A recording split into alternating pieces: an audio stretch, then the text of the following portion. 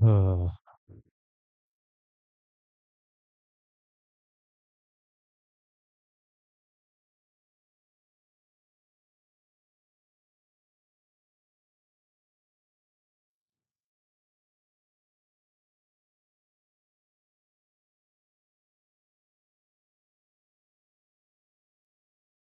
चलिए, आप सबका स्वागत है। जय हिंद सबको।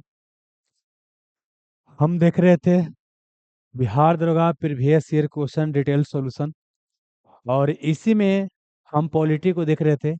और आज हो सकता है कि आज आपका पॉलिटी क्या हो जाए, लास्ट क्लास हो जाए, है ना। सबसे पहले जितना भी बच्चा जुड़ गए हैं सबका स्वागत है। अह, सबको हैप्पी मकर संक्रांति। हमने तो 3-4 दिन से संक्रांत मना रहे हैं जी, रोज चूड़ा दही खा रहे हैं, है ना। अब जाइए आप लोग मना लीजिए। ठंडा बहुत बढ़ गया है। चलिए अब आइए यहाँ पर, पढ़ते पढ़ते सब ठंडा खत्म कर देना है ना। चलिए, तो बेसिकली क्या है कि हमने बताया था कि 2023 में जो 17 दिसंबर को एग्जाम हुआ, 2 सीटिंग में, तो पहला सीटिंग में 14 क्वेश्चन पॉलिटी से पूछा गया है, और आपका सेकंड सेटिंग में 13 क्वेश्चन पूछा गया है। और इसमें से एक दो क्वेश्चन को छोड़ दीजिएगा, तो बाकी पूरा क्वेश्चन बोल सकते हैं कि फर्स्ट सेट अभी तक जो पढ़ लिए हैं उससे आसान से बन जाएगा। मतलब सब क्वेश्चन क्या है, रिपीटेशन है। कुछ क्वेश्चन तो नया पूछता ही है हर एक एग्जाम में, तो कुछ क्वेश्चन आपको नया मिलेगा, बाकी सब क्या है आपको प्रीवियस ईयर से हो जाएगा।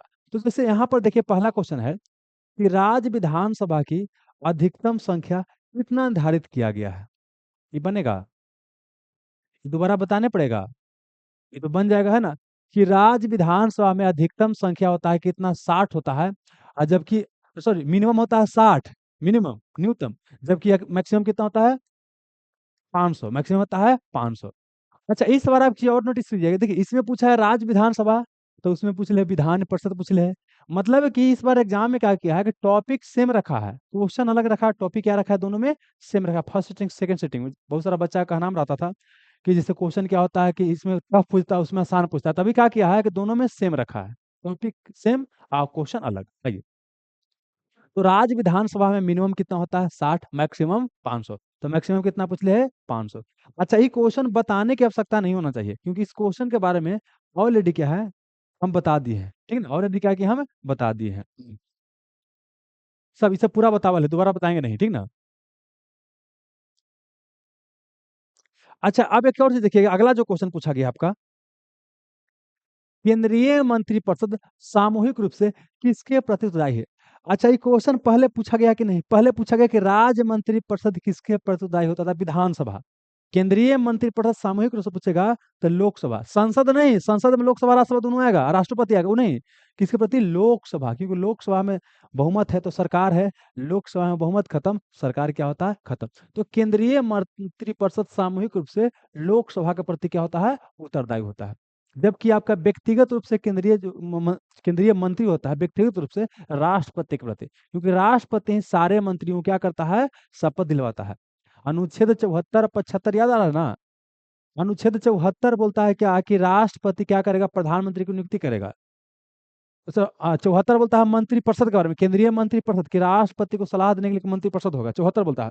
और 75 बोलता है कि प्रधानमंत्री की नियुक्ति राष्ट्रपति कहेगा, और फिर प्रधानमंत्री की सलाह पर अन्य मंत्रियों की नियुक्ति भी कौन करेगा, राष्ट्रपति।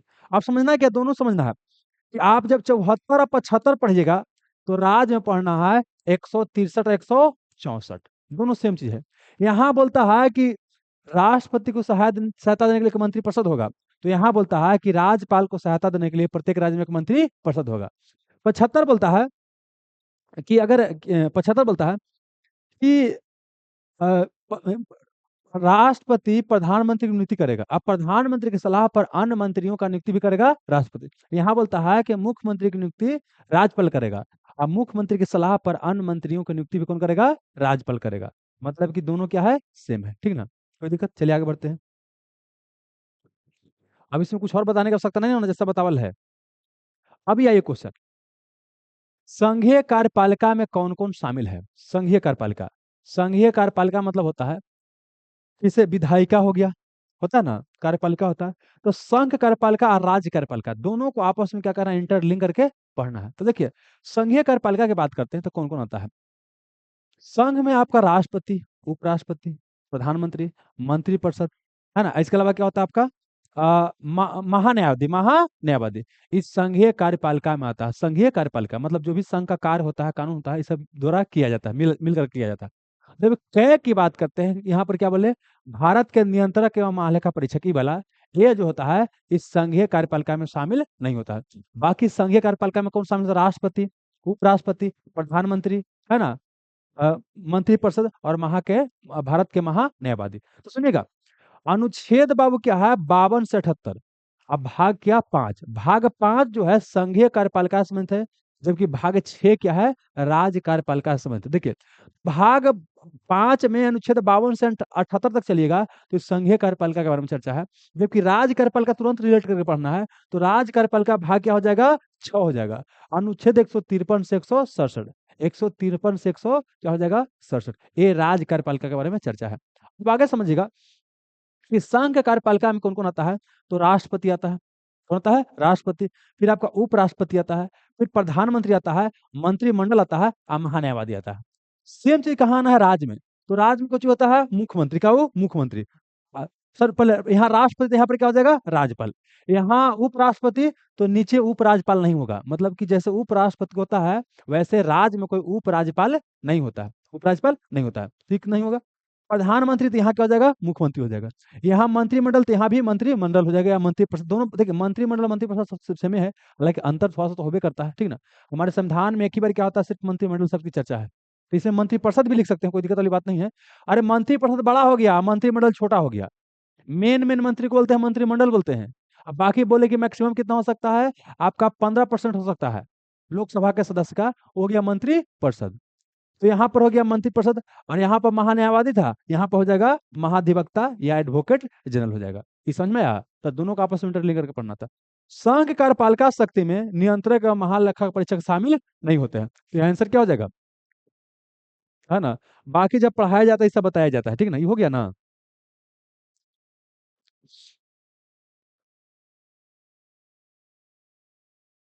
आइए,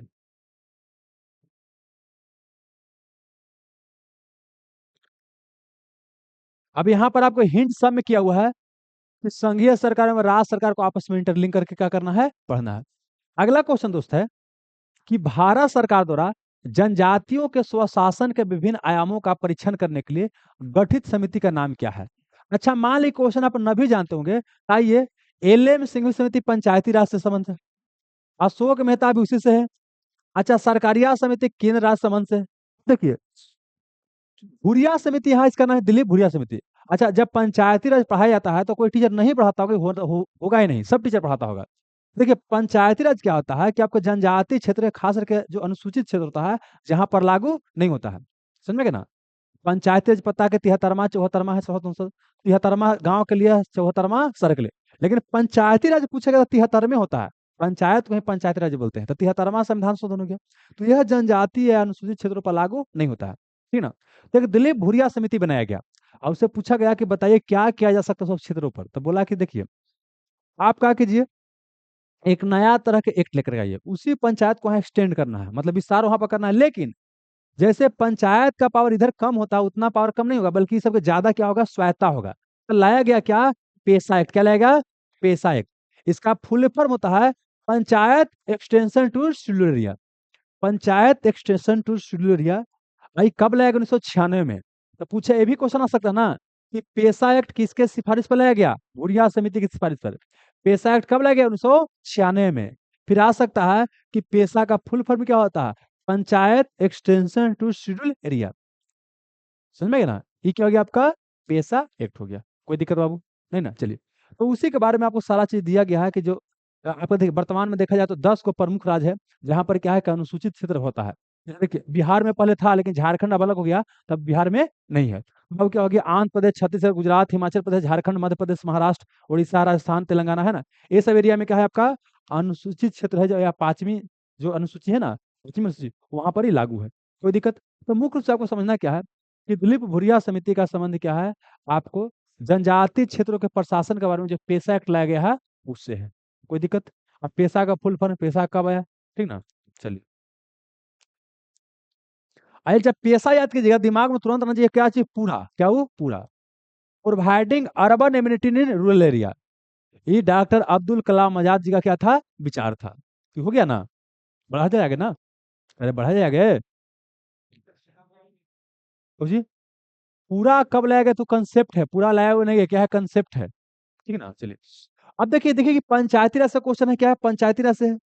अब आगे दो क्वेश्चन और पंचायती राज से पूछा गया है। पहले समझ लेते हैं क्या किसी में और सरकारी आयोग है। तो सरकारी आयोग के बारे में क्या है कि यहाँ पूरा राम कहानी बता दी है, पहले भी बता चुके हैं, लेकिन यहाँ पर कुछ और पॉइंट जान लीजिए सरकारी आयोग के बारे में। देखिए सरकारी आयोग का गठन किया गया था केंद्र और राज्य के बीच जो हमेशा टसल चलते रहता है, केंद्र राज्य के बीच पावर का टसल चलता रहता है, उसको कैसे सही किया जा सकता है, उसके लिए। अब इसमें जानते हैं टोटल टोटल क्या थे, तीन गो सदस्य, कितना, तीन गो सदस्य थे। एक का नाम था शिवरामन, एक का नाम था एस आर सेन। अब नहीं लगता है कि जब सरकारी आयोग से बार बार क्वेश्चन आ रहा है तो अगला वाले भी क्वेश्चन पूछ सकता है कि निम्नलिखित में सरकारी आयोग के बारे में कौन सही है कौन गलत है, और उसमें दे देगा कि फलना फलना सदस्य थे। तो कितना सदस्य, तीन गो थे। सरकारी आयोग इसका क्या थे, अध्यक्षता कर रहे थे, ठीक है ना। और अ, सदस्य शिवरामन और ये क्या थे, एस आर सेन थे। आयोग को क्या था, केंद्र राज्य संबंध में सुधार के लिए सिफारिश सुझाना था कि केंद्र और राज्य का संबंध को कैसे बेहतर किया जा सकता है। तो किसने अपना रिपोर्ट क्या है 1987 में प्रस्तुत किया, अपना रिपोर्ट कब, 1987 में प्रस्तुत किया। जबकि रिपोर्ट जमा करने की तिथि क्या था, 1988 में। रिपोर्ट लेकर के आगे कब प्रकाशित कब किया, 1987 में, ठीक है ना। देखिए ऑप्शन में ये भी दे सकता है, ये भी दे सकता है, जो देगा जो बनाइएगा, ठीक है ना। 87 88 कुछ भी दे सकता है, आगे चलिएगा। आयोग की सिफारिश पर क्या हुआ कि हमारे यहाँ पहले तो बोला गया केंद्र राज्य को संबंध को बेहतर करने के लिए जो अनुच्छेद 263 पहले चर्चा था कि अंतर्राज्यीय परिषद इंटर स्टेट काउंसिल बनाया जाएगा, तो उसका पहला बार गठन किया गया कब, अब 1990 में। 21 में है अनुच्छेद 263 में। तब अब क्या हुआ कि अंतर्राज्यीय परिषद की स्थापना किया गया। अब अंतर्राज्यीय परिषद के बारे में पहले हम बता चुके हैं कि इसमें क्या होता है, प्रधानमंत्री अध्यक्ष होते हैं, और बाकी राज्य के मुख्यमंत्री वगैरह होते हैं, सब क्या होते हैं इसमें सदस्य होते हैं। और इसका साल में कम से कम 3 बार मीटिंग होना क्या है, आवश्यक है, ठीक है ना। वही चीज लिखा गया, कोई दिक्कत यहाँ तक आ गई है। फिर अशोक मेहता समिति, एल एम सिंह समिति के संबंध किससे, पंचायती राज से। यहाँ क्या लिखा हुआ है, पंचायती राज। प्रत्येक साल इस टॉपिक से प्रश्न आ रहा है, तो मतलब कि पढ़ करके आपको जाना है। देखिए ये क्वेश्चन क्या है, थोड़ा सा अलग लिख बनाया हुआ है, ये क्वेश्चन थोड़ा सा क्या है, अलग है। आई क्यों क्वेश्चन है आपको बता देते हैं। आपको लग सकता है कि पॉलिटी का क्वेश्चन है, लेकिन ये करेंट अफेयर का क्वेश्चन है, रिलेट करके पूछा गया है। कैसे बताते हैं, देखिए हमारे यहाँ क्या था, consumer protection act, consumer protection act था, जिसको आप कोपरा भी बोलते हैं, कोपरा का नाम सुने हैं, कोपरा। अरे इसे लिखा था कोपरा, कोपरा, कंज्यूमर प्रोटेक्शन एक्ट। अरे सीओ से कंज्यूमर हो गया, पीआर से प्रोटेक्शन हो गया, आई से एक्ट हो गया, तो इसे वो कोपरा भी लिखते हैं, कोपरा एक्ट। तो ये क्या है ना, समझा देते बाबू क्या है। अच्छा मान ली क्वेश्चन नहीं जानते ना, तो कॉमन सेंस से बनाया जा सकता था, ठीक ना। हो सकता है कुछ से बनेगा, हो सकता है कुछ नहीं बनेगा, लेकिन कॉमन सेंस से बनाया जा सकता है। आप समझिए कि बताते हैं। जैसे देखिए आप लोग क्या है कि अलग अलग प्रोडक्ट को परचेज करते हैं, आप प्रोडक्ट को परचेज किए, ठीक ना। और जब प्रोडक्ट को परचेज करते हैं तो जो आपसे वादा किया गया कि वो प्रोडक्ट रहेगा, वो प्रोडक्ट क्या होगा, नहीं होगा, तो आपके साथ धोखा हो गया। अब देखिए मान ली कोई प्रोडक्ट हम परचेज किए हैं, तो या तो हम खुद क्या करें यूज करेंगे, या तो हमारा कोई संबंधी यूज कर सकता है, या मम्मी पापा को यूज कर सकते हैं ना। आप समझिए, मान लें कि प्रोडक्ट यूज कर रहे हैं, प्रोडक्ट यूज करने से हमें क्या हो गया, हानि हो गया, ये तो खराब चीज है। हमारा सुरक्षा खतरा, प्रोडक्ट कोई खाए और खाने के बाद क्या हो गया कि भाई तबीयत खराब हो गया, है ना। या कोई चीज लेकर गया, रेडिएशन हो गया। मोबाइल लेके आया, मोबाइल क्या हो गया, जल गया। मोटरसाइकिल लेके, मोटरसाइकिल जल गया। कोई भोजन लेके आया, भोजन खराब हो गया। सुन लीजिए पहले बताते हैं, ठीक है ना। फसाई अलग चीज, वो खाली खाने वाला चीज देखता है, ठीक है ना। यहाँ पाइए, तो वो क्या है कि कंज्यूमर को अलग अलग तरह क्या है समस्या का सामना करना पड़ता है। और चूंकि कंज्यूमर क्या है कि अवेयर नहीं होता है, कंज्यूमर संगठित नहीं होता है, तो उसको क्या हो सकता है कि शोषण हो सकता है। नहीं, आपसे वादा कुछ और गया, मिला कुछ और। नहीं, मतलब क्या है कि आपसे जो वादा किया गया वो चीज नहीं मिल रहा है, या गलत तरह से एडवर्टाइज करके कोई सामान को बेच दिया जा रहा है, नहीं जी। तो यह सब क्या है, कंज्यूमर के साथ धोखा हो रहा है। तो क्या हुआ कि उपभोक्ता जो है, कंज्यूमर है, उसके अधिकार के लिए क्या हुआ, अमेरिका में मांग उठा। सबसे पहले कहाँ, अमेरिका में, अमेरिका में मांग उठा। और वहां से फिर जब वहां अधिकार दिया गया, तो देखते थे और जगह फैला, तो भारत में भी क्या हुआ, फैला। तो राजीव गांधी की सरकार द्वारा क्या किया गया 1986 में, कि आपको लाया गया कंज्यूमर प्रोटेक्शन एक्ट, कि कंज्यूमर को सुरक्षा कैसे कैसे दिया जा सकता है, कुछ हम कंज्यूमर का, उपभोक्ता क्या क्या राइट होगा, ठीक है। तो उसमें क्या है, 6 तरह का आपको अधिकार दिया गया। अधिकार क्या है, एक तो क्या है कि आपको सुरक्षा का अधिकार है, कोई सामान लेकर आए तो सबको घाटा नहीं होना चाहिए, मतलब इनके बम कुछ लेकर के आए फट गया तो दिक्कत वाली बात, ठीक है ना। क्या हो गया कि आपको सूचना का अधिकार है, पता होना चाहिए कौन जो सामान ले रहे हैं उसके बारे में, है ना। प्लस क्या है कि अगर कुछ दिक्कत होता है तो सुनवाई का अधिकार होना चाहिए, ठीक ना। मतलब कहने का मतलब छह तरह क्या अधिकार है, अगर हम बता देंगे छह तरह का अधिकार है। फिर क्या हुआ कि अच्छा, पहले जो ये कंज्यूमर प्रोटेक्शन एक्ट था, ये आपको जम्मू कश्मीर में लागू नहीं होता था। भारत का मैक्सिमम कानून पहले जम्मू कश्मीर में लागू नहीं होता था, ठीक है। अब क्या हुआ कि अभी देखिए वर्तमान में क्या है कि जैसे 1986 में जब कानून आया था, उस समय का कंज्यूमर पैटर्न और आज के क्या है, अलग है। पहले क्या था, ई कॉमर्स होगा जी। ई कॉमर्स मतलब क्या है कि इंटरनेट का इस्तेमाल करके व्यापार होता था, नहीं होता था। आजकल इंटरनेट का इस्तेमाल करके व्यापार होता है। आजकल देखते हैं कि पहले तो टीवी एक्टर प्रचार करता था, आजकल यूट्यूबर प्रचार करता है अलग अलग प्रोडक्ट का। करता है कि नहीं करता है, ठीक है ना। तो मतलब क्या है कि ये सब शामिल नहीं था। तो इसको कहा किया कंज्यूमर प्रोटेक्शन एक्ट में संशोधन किया गया बाबू 2019 में। उसका जो पुराना का प्रावधान था उसको खत्म कर दिया गया, ठीक ना। और मैक्सिमम प्रावधान को नया ऐड कर दिया गया। मतलब कंज्यूमर प्रोटेक्शन बाबू 1986 में संशोधन किया। हालांकि पहले भी संशोधन किया गया था, लेकिन सबसे जो वर्तमान में लागू है कौन वाला है, 2019 वाला लागू है। और यह जो है इंटरनेट वाला मतलब सोशल मीडिया से जो भी ट्रेड वगैरह होता है उस सबको देखता है। इंटरनेट वाला मतलब सब चीज को देखता है। ऑनलाइन जो बहुत ट्रांजेक्शन होता है उस सबको देता है। प्लस यह पूरा प्रावधान आपका जम्मू कश्मीर में भी लागू होता है। कोई दिक्कत मोटा मोटा समझ में आ गया। अब यहाँ पर देखिए, मान लीजिए क्वेश्चन नहीं आ रहा था, इसको बनाने का प्रयास कीजिए। उपभोक्ता को जिस अधिकार के तहत वस्तु व सेवा के विनिर्माता द्वारा पैकिंग पर, जो पैकिंग होता है ना, पैकिंग पर सूचना होता है, पैकिंग पर सूचना होता है, बोलता है यह क्या है। यह सूचना का अधिकार है, चयन करने का अधिकार है। निवारण, निवारण मतलब कैसा कैसे बोल, प्रतिनिधित्व मतलब रिप्रेजेंटेशन हो गया। ई वाला तो लग नहीं रहा, ई वाला तो लग नहीं रहा है। आंसर चाहे तो ई होगा और चाहे तो ई होगा। चाहे तो सूचना का अधिकार होगा और चाहे तो चयन का अधिकार होगा। अब सुनिएगा, आपको कुछ अब बताया जा रहा है। आपको किस क्या है, बताया जा रहा है। तो बताने का मतलब क्या है कि आपको सूचना दे रहा है, क्या कर रहा है, सूचना दे रहा है, ठीक है। या ये भी बोल सकते हैं कि आपको चयन करने में आसानी होगा, चयन करने में क्या होगा, आसानी होगा। अब बात है कि ई आंसर बनाए कि ई आंसर बनाएगा। देखिए ऑप्शन के अनुसार क्या है कि इसको हमारा अगर हमको बनाना होता तो हम इसके लेकर नहीं जानते, तो हम क्या बनाते, सूचना का अधिकार, है ना। और हमारे समझ से यही आंसर सही होना चाहिए। लेकिन मैक्सिमम लोग को देख रहे हैं कि बता रहे हैं ये वाला, ठीक ना। तो इस कारण से कंफ्यूजन हमको भी है, ठीक ना, कि वो मैक्सिमम अच्छा डायरेक्ट इसको हम खोजे तो उस तरह से मिला नहीं। लेकिन हम जो पढ़ा रहे हैं और जो इसमें हम इस एक्ट को समझने का प्रयास किए, उसके आधार पर हमको लग रहा है कि पढ़ने से भी लग रहा है कि क्या है, सूचना का अधिकार है। बाकी ऐसा करते हैं, इसके बारे में हम क्वेश्चन को बताते हैं तो आपको मोटा मोटा समझ में आएगा, ठीक है ना। चलिए सबसे पहले आते हैं कि आज का दौर क्या है। जमाखोरी, कालाबाजारी, मिलावट, बिना मानक के वस्तु का बिक्री, अधिक दाम ले रहा है, गारंटी दे दिया, गारंटी के बाद आपको सर्विस नहीं दे रहा है, ठग ले रहा है, नाप तोल वगैरह, बटखारा कम, 5 किलो ले रहे हैं 4.5 किलो दे रहा है। मुर्गा गाय के 2 किलो मिलेगा, अब हम मिला कितना आपको, 1.5 किलो मिला। तो मतलब क्या बोल सकते हैं कि सब क्या है, आपके साथ धोखा किया जा रहा है। गलत तरीके से आपको कुछ सामान बेचने का प्रयास किया जा रहा है। बोलते हैं कि साल पहले गारंटी है और देवे नहीं किया आपको। प्रोडक्ट बोला कितना रहेगा, उतना देवे नहीं किया। मतलब क्या है कि आपके साथ क्या कर रहा है, ठग किया जा रहा है, ठीक है। अब देखिए दूसरी बात क्या है कि जो लोग सब काम करते हैं ना, वो सब क्या होता है, उनको राजनीतिक संरक्षण प्राप्त होता है। जो बड़ा स्तर पर सब काम करता है वो ऐसे नहीं रहता है। बालू माफिया के जानते हैं, तो सब सरकार के जाता है, चंदा जाता है, पॉलिटिकल पार्टी के पास चंदा जाता है। तो मतलब ये सब क्या होता है कि राजनीतिक संरक्षण प्राप्त होता है। और ऐसी परिस्थिति में क्या होता है ना कि लोग जम कर जमाखोरी करते हैं, कालाबाजारी करते हैं, मिलावट करते हैं, ऐसे को राजनीतिक संरक्षण प्राप्त होता है।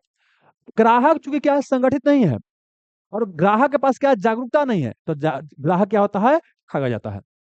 फिर क्या है, उपभोक्ता आंदोलन के बारे में बोल सकते हैं कि प्रारंभ कहाँ हुआ आपको, अमेरिका में। कहाँ हुआ, अमेरिका में। वो व्यक्ति का नाम क्या था बाबू, रल्फ नाडर। रल्फ नाडर, उस व्यक्ति का नाम क्या था, रल्फ नाडर। ऐसा कर इसको थोड़ा सा और जूम कर देते हैं, कुछ बच्चा को उसमें दिखाई नहीं दे रहा होगा। अब देखिए दिखाई देता है, आपको समझने का प्रयास करना है।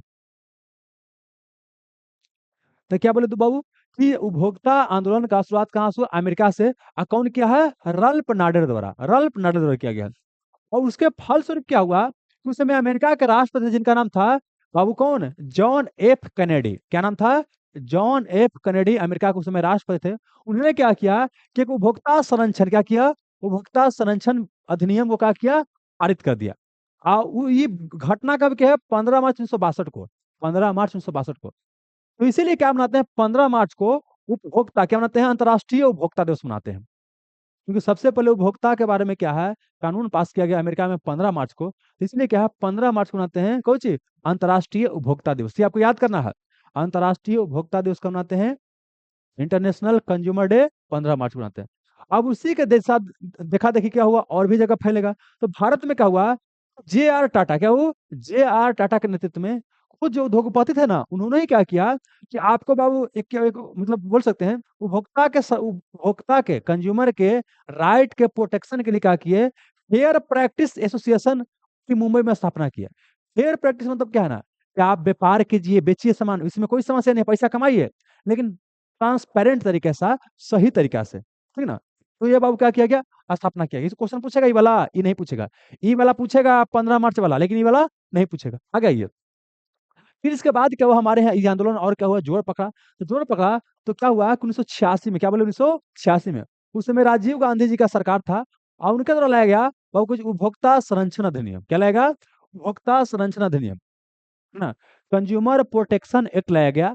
और उसमें बाद में क्या हुआ कि 93 में 2002 में संशोधन किया गया, मतलब कि 1986 में आया, ठीक ना, फिर वो संशोधन किया गया। अब वर्तमान, इसे पूछेगा नहीं, फालतू है, खाली 86 याद कीजिए, या फिर 2019 में इसमें संशोधन किया गया। अब आते हैं कि वो जो 1986 उपभोक्ता संरक्षण अधिनियम या कंज्यूमर प्रोटेक्शन एक्ट 1986 बनाया गया, तो क्यों बना, समझ में आ रहा है। क्या उत्पादक एवं विक्रेताओं द्वारा उपभोक्ता का शोषण किया जा रहा था, नहीं। फिर क्या बोले, उपभोक्ता की सुरक्षा के लिए सरकारी स्तर पर कानून संस्था कोई नहीं था। तो क्या बोले, उपभोक्ता आंदोलन का क्या था, दबाव था, ये भी लोग को क्या था, दबाव डाले हुए थे कि नहीं लेकर के आइए, लेकर के आइए। तो इस कारण से क्या हुआ, ये लाया गया। यहाँ तो कोई दिक्कत, जब लाया गया तो यहाँ पर समझिए क्या है कि उपभोक्ता को 6 तरह का अधिकार, कितना तरह के, 6 तरह का अधिकार दिया गया, 6 तरह का अधिकार दिया गया, समझा देते हैं। देखिए, सबसे पहले क्या है आपको, सुरक्षा का अधिकार, राइट टू सेफ्टी। उपभोक्ता को सामान खरीद के आता है तो उससे उसको किसी तरह का खतरा नहीं होना चाहिए, ठीक ना। ये नहीं कि मोटरसाइकिल ले जा रहा है, आराम से क्या होगा, ब्लास्ट कर गया, नहीं। कोई सामान लेके आया घर, क्या होगा, रेडिएशन होने लगा। मोबाइल लेके आए और मोबाइल हीट होकर दिमाग लग गया, ऐसा हो सकता है ना। तो मतलब क्या है कि सुरक्षा होना चाहिए, ठीक है। अगला क्या बोले, संसूचित किए जाने का अधिकार, मतलब कि आपको उपभोक्ता को इन्फॉर्म करना है, प्रोडक्ट के बारे में बढ़िया से इन्फॉर्म करना। प्रोडक्ट के पैकेज पर क्या करना है, बढ़िया से आपको सब चीज लिख देना है कि कितना है ग्राम में, कोची कोची है। कोई सामान खरीदने जा रहा है तो सब लिख दे। तब बोलिए, आप सोच के बताइए, अब आंसर क्या होगा, सूचना का अधिकार होगा ना, होना चाहिए ना। तो हमारे समझ से क्या है, सूचना का अधिकार होना चाहिए, लेकिन अलग अलग बता रहे हैं तो कुछ सोचिए के बता रहे होंगे, है ना। हाँ बिल्कुल बिल्कुल देता है, सब चीज पता है, पैकेज पे लिखा रहता है। ये हो गया। अब हो गया चयन का अधिकार। कई सारा जब प्रोडक्ट रहेगा उसमें अब देखिए, इसमें ये आंसर कुछ लोग इसलिए बता रहे हैं कि देखिए, अब जब जाइएगा तो सूचना पढ़िएगा तब तो चयन कीजिएगा। यही लेक्चर बना रहे हैं कि चयन करने का अधिकार में क्या है, सूचना का अधिकार है ना, मतलब देखेंगे तब तो चयन करेंगे। तो इसीलिए क्या है कि इसको भी बनाया, लोग बना रहे हैं, ठीक ना। लेकिन हमारे अनुसार आंसर ई होना चाहिए। बाकी हो सकता है कि मे भी हम गलत हो सकते हैं, ठीक ना। क्योंकि इंटरप्रिटेशन के ऊपर डिपेंड करता है, कैसे लोग इंटरप्रेट इसको कर रहा है। आगे चलिए। चयन का मतलब क्या है कि कंपनी में कई मतलब मार्केट में कई तरह के प्रोडक्ट है, कई तरह के आपका प्रोडक्ट है, और सबके बारे में आपको जानकारी बढ़िया से है। जब प्रोडक्ट कई सारा है तो आपके पास ऑप्शन है, एक अधिकार नहीं है। अगर मार्केट में दो कंपनी है, एयरटेल अब का जियो है, तो आपका शोषण होगा कि नहीं होगा, एकदम कन्फर्म शोषण होगा। जियो के बताते हैं कई सारे एरिया में टावर नहीं रहता है, ठीक ना। और टावर ना रहेगा, नेट रोज खत्म हो जाएगा।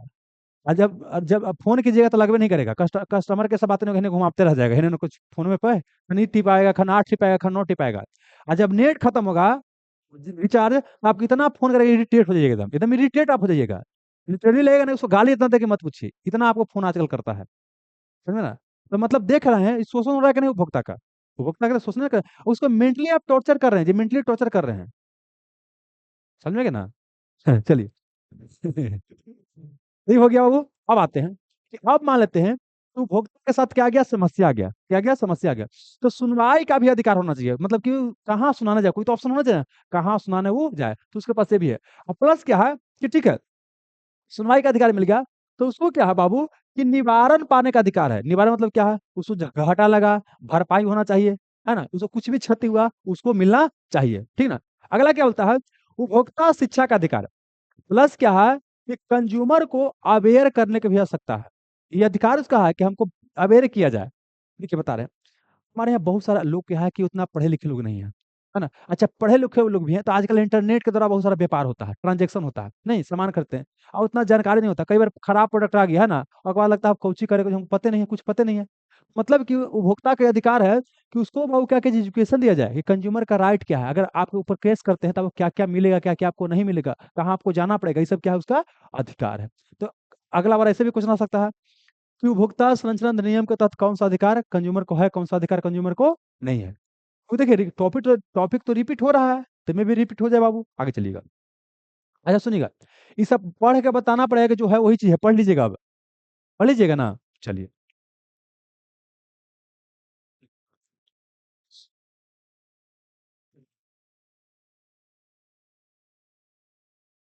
अच्छा, आपका जो पहले वाला नोट्स होगा तो उसमें हो सकता है कि आंसर कुछ और होगा, है ना, तो उसको थोड़ा सा कर लीजिएगा। अब देखिए क्या होता है ना कि जब जब भी अपडेट होता है तो कुछ ना कुछ नया ऐड ही किया जाता है। चलिए, अब आते हैं कि देखिए उपभोक्ता संरक्षण अधिनियम में कब संशोधन किया गया, 2019 में। इसी को बोलते हैं कंज्यूमर प्रोटेक्शन, इसी को बोलते हैं कोपरा, क्या बोलते हैं, कोपरा, लिखा है ना कोपरा। कई बार क्या कोपरा का फुल फॉर्म पूछ सकता है, कंज्यूमर प्रोटेक्शन एक्ट होता है। अब देखिए एक और चीज बताते हैं, पहले जम्मू कश्मीर में लागू नहीं था, लेकिन अब क्या है, जम्मू कश्मीर में भी लागू है। पहले इंटरनेट वगैरह चीज शामिल नहीं था, अब क्या है, ई कॉमर्स वगैरह भी सब चीज क्या है, शामिल है। अब आगे समझिएगा। तो देखिए तीन स्तर पर क्या है कि आपको बाबू दिया गया है सुनवाई का अधिकार। एक क्या है आपको जिला, क्या हो गया आपका डिस्ट्रिक्ट, एक क्या हो गया आपका स्टेट, एक क्या हो गया आपका सेंटर। देखिए एक है क्या है कि अगर पहले क्या था ना कि 20 लाख तक के केस है ना, 20 लाख तक तो आपको यहाँ जाना पड़ेगा। लेकिन अब कर दिया है क्या कि 1 करोड़ तक केस है तो आपको डिस्ट्रिक्ट कंज्यूमर जो होता है वो वहां पर जा सकते हैं, है ना। अब 1 करोड़ से क्या हो गया, 10 करोड़ तक केस हो गया तो आप कहाँ, स्टेट कंज्यूमर कोर्ट में जा सकते हैं, ठीक है ना। अगर उससे भी ज्यादा हो गया, 10 करोड़ से ऊपर, तब कहाँ जा सकते हैं, सेंटर में, राष्ट्रीय कंज्यूमर कोर्ट में यहाँ पर जा सकते हैं। नाम अलग अलग हो सकता है, मतलब है ना, लेकिन समझिए क्या, एक आपका डिस्ट्रिक्ट लेवल पर, एक स्टेट लेवल पर। तो डिस्ट्रिक्ट और स्टेट लेवल पर होता है यह राज्य सरकार द्वारा नियुक्त किया जाता है, जबकि आपका जो सेंटर लेवल पर होता है ये केंद्रीय सरकार द्वारा नियुक्त किया जाता है। कोई दिक्कत नहीं ना, तो वही चीज बाबू यहाँ पर बतावल था, कोई दिक्कत नहीं ना। यही क्वेश्चन क्या था, आपको नया था, लेकिन इसको बनाया जा सकता था, कॉमन सेंस से। आगे चलिएगा, राष्ट्रपति राज्यसभा में कितना सदस्य मनोनीत कर सकता है, बोलिए। पीवाई क्यूज है, पीवाई क्यूज है बाबू ना, क्या है आपको 12 को, इसके बारे में बताएंगे नहीं, पीवाई क्यूज है। मतलब देख रहे हैं, ये भी क्वेश्चन आपको बन गया। आगे चलिए, आगे चलिए। बोलता है कि निम्नलिखित में से कौन राष्ट्रपति के महाभियोग की प्रक्रिया में भाग नहीं लेता। देखिए क्वेश्चन पूछा नहीं गया है, लेकिन पढ़ाने के दौरान हम कितना बार बता चुके हैं कौन भाग लेता है, कौन भाग नहीं लेता है, बोले ना कि देखिए आपका जब राष्ट्र, यह क्वेश्चन क्या है कि महाभियोग लगता कैसे है, महाभियोग लगाता कौन है, महाभियोग पहले तो चुनाव में कौन कौन भाग लेता है, ठीक ना, फिर चुनाव में कौन कौन भाग नहीं लेता है, ऐसा बता दोबारा बताने वाला नहीं है। और जाने जी क्या है कि महाभियोग की प्रक्रिया में खाली संसद के सदस्य भाग लेता है, और संसद के सब सदस्य निर्वाचित मनोनीत सब हो गया, है ना। अब महाभियोग की प्रक्रिया अनुच्छेद 61 के तहत अमेरिका के संविधान से लिया गया है, ठीक है ना। राष्ट्रपति को महाभियोग लगते हैं किसके आधार पर, संविधान का उल्लंघन कर रहा है, संविधान का अतिक्रमण कर रहा है, उसके आधार पर लगाया जाता है। अभी तक किसी भी राष्ट्रपति के ऊपर महाभियोग नहीं लगा। महाभियोग की प्रक्रिया लोकसभा राज्यसभा कहीं से शुरू किया जा सकता है। महाभियोग लगाने के पहले 1/4 सदस्य का उस सदन का हस्ताक्षर होता है, और 14 दिन पहले नोटिस होता है। और फिर 2/3 से अगर इस सदन में पारित हो गया तो फिर अगला सदन में जाएगा, वो जैसे 2/3 पारित हो गया तो राष्ट्रपति का पद को खाली माना जाएगा। हालांकि राष्ट्रपति द्वारा जो पहले कार्य किया गया वो इनवैलिड नहीं होगा, वो इनवैलिड नहीं होगा, ठीक ना। तो वही बाबू लिखल है। तब बताइए कौन कौन भाग नहीं लेता, तो संसद है किसी भी महाभियोग के महाभियोग की प्रक्रिया में कौन भाग नहीं लेता है, बोलिए। संसद है किसी भी सदन का मनोनीत सदस्य भाग लेता है, ये बाबू भाग लेता है। संसद है किसी भी सदन के निर्वाचित सदस्य, क्या बाबू ये भी भाग लेगा। बोलता है कि राज्य विधानसभा के निवासित ये भाग बाबू क्या होता है, नहीं लेता, ये भाग नहीं लेता है। दिल्ली देखिए इसे भाग नहीं लेता है। जबकि चुनाव में क्या था कि सब निर्वाचित सदस्य भाग ले रहा था, लेकिन भाग नहीं ले रहा है, ठीक है। जहां जहां विधानसभा था वो सब निर्वाचन में भाग ले रहा था, लेकिन से भाग नहीं ले रहा। मतलब कि 2 और 4 क्या हो जाएगा आंसर, 2 4 सॉरी 3 और 4, 3 और 4 हो जाएगा ना जी, ये समझ में है ना। अब बताने की कुछ आवश्यकता नहीं ना है। आप लोग बताइएगा ऑनलाइन वाला भाई बंधु, आप लोग को ये बताने की आवश्यकता ना है।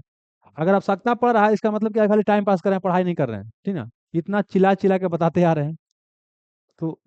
अच्छा दूसरी बात क्या है कि आपको जो देखिए सब बतावल है, जो जो क्वेश्चन पूछ सकता है ना सब बतावल है, ये आप पढ़ना आपका काम है।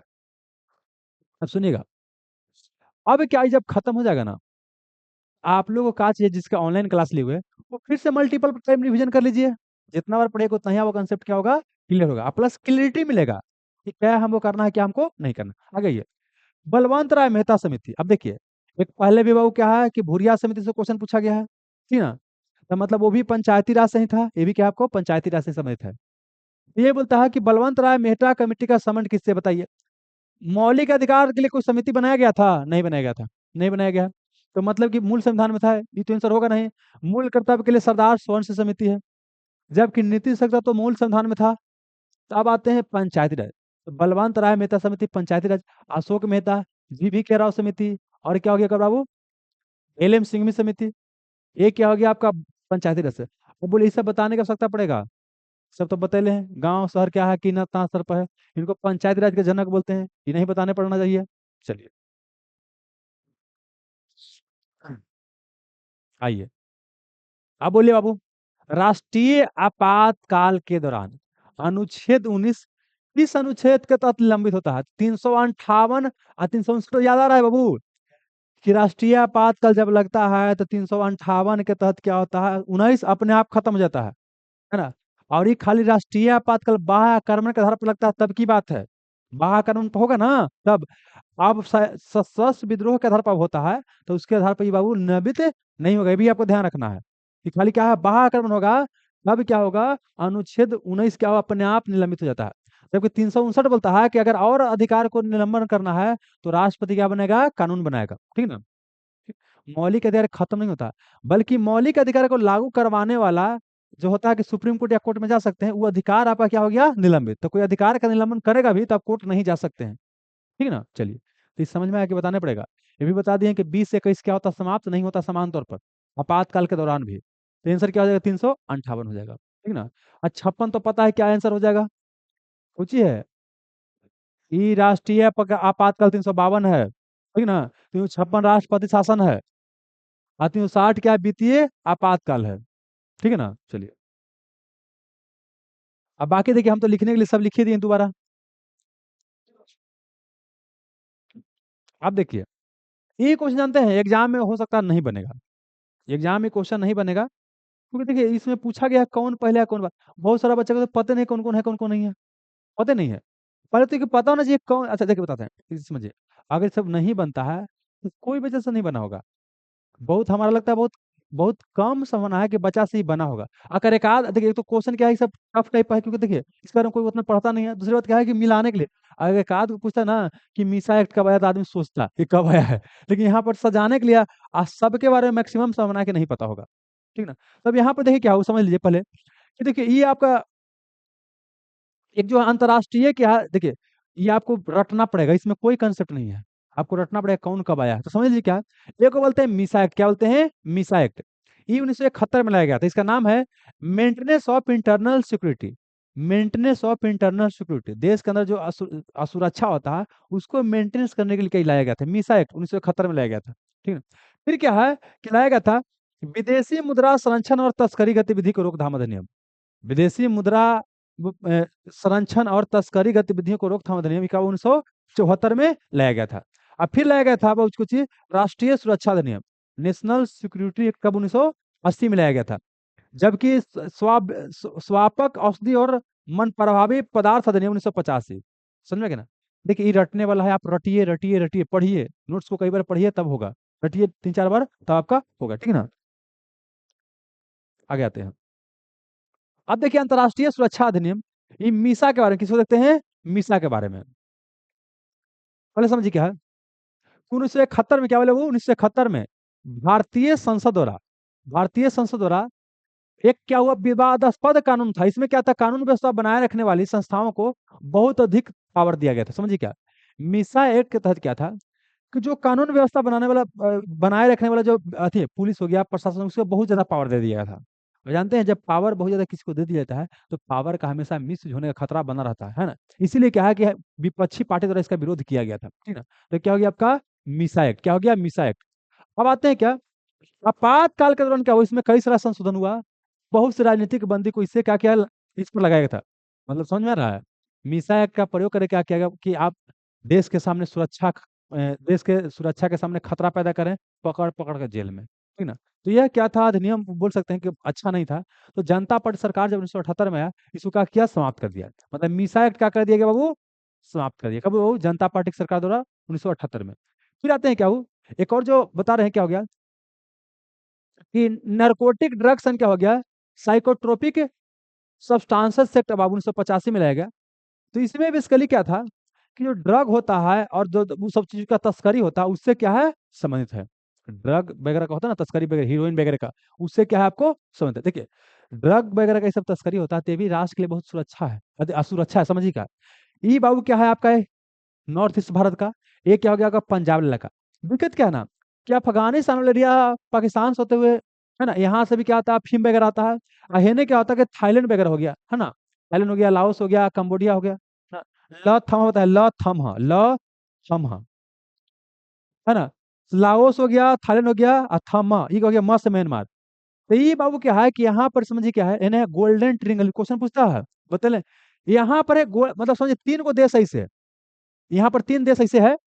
अब यहाँ पर ल से हो गया लाओस, ह से हो गया कुछ थाईलैंड, म से म्यांमार, ल थम ह, कोई थम ह, तो ल थम ह, कुछ थम ह, है ना। तो समझिए क्या है बाबू, ये इसको बोलते हैं गोल्डन ट्रिंगल। तो पूछता है गोल्डन ट्रिंगल भारत किस साइड में है, इधर इधर है। कि यहाँ से क्या होता है, फीम वगैरह होता है, चरस वगैरह जो भी भांग वगैरह सब है ना, यहाँ से यहाँ पर भेजा जाता है। अब जहां पर ये सब होगा तो वहां के युवा को तो बर्बाद कर देगा, नशा में है ना। और वो तो होबे करेगा, प्लस के साथ क्या होता है कि महिलाओं का ह्यूमन ट्रैफिकिंग भी क्या होता है, बढ़ जाता है इसके कारण से। उस तरह से यहाँ पर क्या है आपका पाकिस्तान, यहाँ पर क्या है, पाकिस्तान ईरान अफगानिस्तान, पाकिस्तान ईरान अफगानिस्तान, वहां पर है गोल्डन क्रेसेडेंट। क्या है, गोल्डन क्रेसेडेंट, गोल्डन क्रेसेडेंट बोला जाता है। गोल्ड इस तरह से बाबू आकार बनता है तीनों देश का, गोल्डन क्रेसेडेंट। यहाँ पर ही बोल सकते हैं कि मादक पदार्थ का होता है, ठीक है। तो इसको कैसे रोका जाए, इसी के लिए बोल सकते हैं कि अब सरकार के सामने चुनौती है। नहीं, पंजाब में बोला जाता है कि आतंकवादी घटना वगैरह सब क्यों इतना हो रहा है, तो बेरोजगारी वहां बढ़ रहा है, प्लस क्या है कि लोग नशा वगैरह कर रहा है। अच्छा, शुरू में वहां पर समृद्धि आया था, नहीं, औद्योगिक क्या बोलता है, हरित क्रांति आया, तो पंजाब में समृद्धि आया। लेकिन वर्तमान में तो केस है नहीं, उस तरह की समृद्धि तो है नहीं। तो लोग क्या है कि नासा का सहारा ले रहा है, बहुत तरह की संभावना है, ठीक ना। ये समझ में आया बाबू, याद करके रखना है। अब आते हैं क्या बाबू, विदेशी मुद्रा का संरक्षण और तस्करी गतिविधियों को रोकथाम अधिनियम, conservation of foreign exchange and prevention of smuggling activity. देखिए क्या होता है स्मगलिंग, मतलब क्या होता है, गैर कानूनी तरीके से व्यापार करना। और प्लस क्या है कि विदेशी मुद्रा रहेगा तब तो इधर उधर व्यापार होता है, तो उसी को रोकने के लिए लाया गया था, कोई दिक्कत, ठीक ना। आगे क्या है बाबू,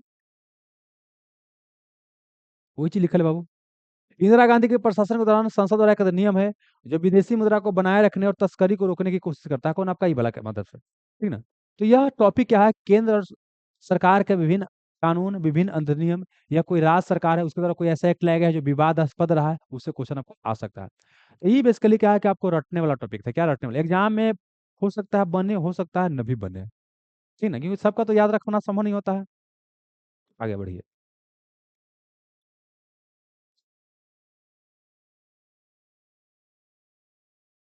आइए दोस्त, बोलता है कि मुख्यमंत्री, क्या बोलता है,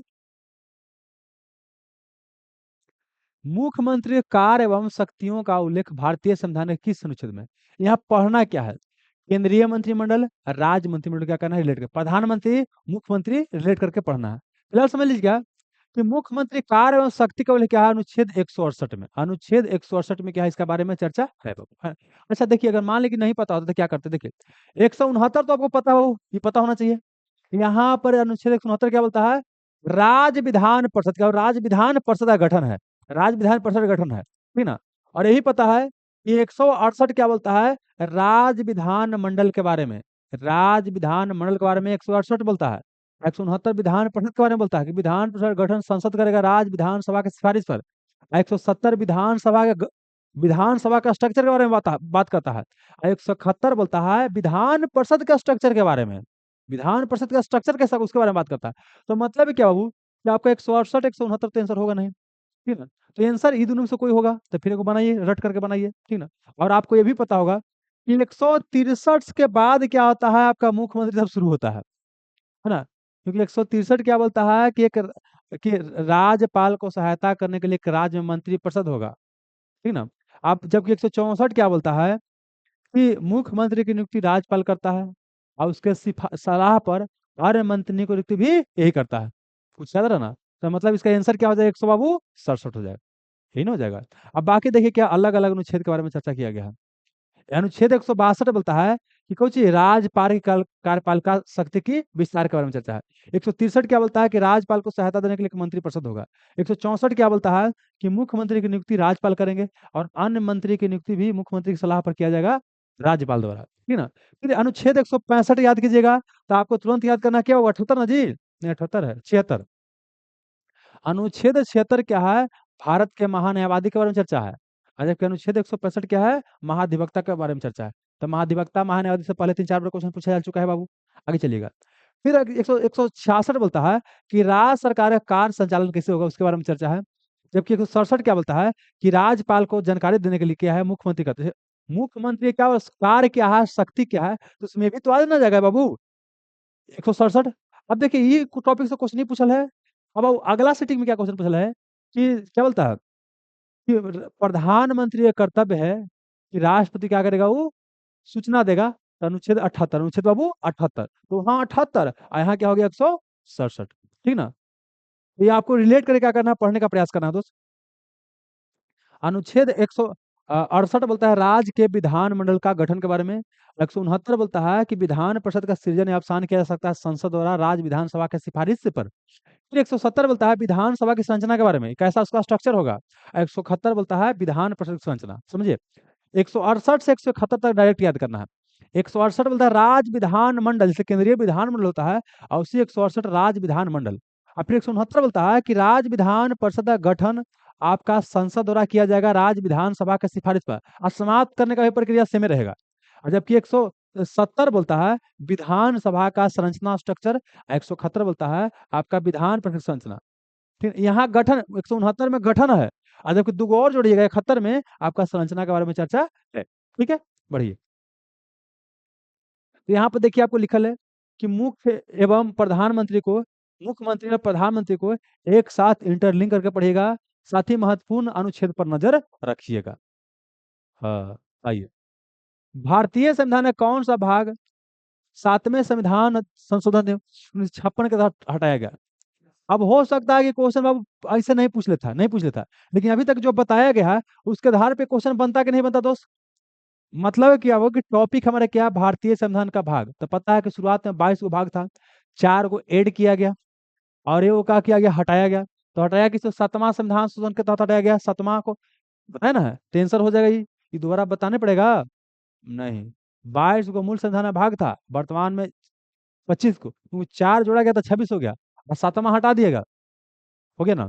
और भाग कौन को जोड़ा गया, यही पता होगा कि 4 के क्या हो गया, 4 के 14 के, अब फिर क्या हो गया होगा आपका 9 के या 9 के बी, है ना। ये भी पता होगा कि 4 और 14 क्या है, 42वां संविधान संशोधन अधिनियम से 76 जोड़ा गया है। जबकि 9 के बाबू क्या 74वां ना जी, 74वां संविधान संशोधन के तहत जोड़ा गया है। जबकि 9 के भी क्या हो गया 97 ना जी, 2011 में, 97 संविधान संशोधन 2011 में जोड़ा गया है। और अभी तक अगर याद नहीं आ रहा है तो बहुत समस्या वाली बात है, बहुत समस्या, बहुत विकट परिस्थिति है अगर नहीं आ रहा है तो कुछ बाबू, कुछ पिछले था, तो वही क्वेश्चन है ना हाँ, हाँ, आप सुनिए।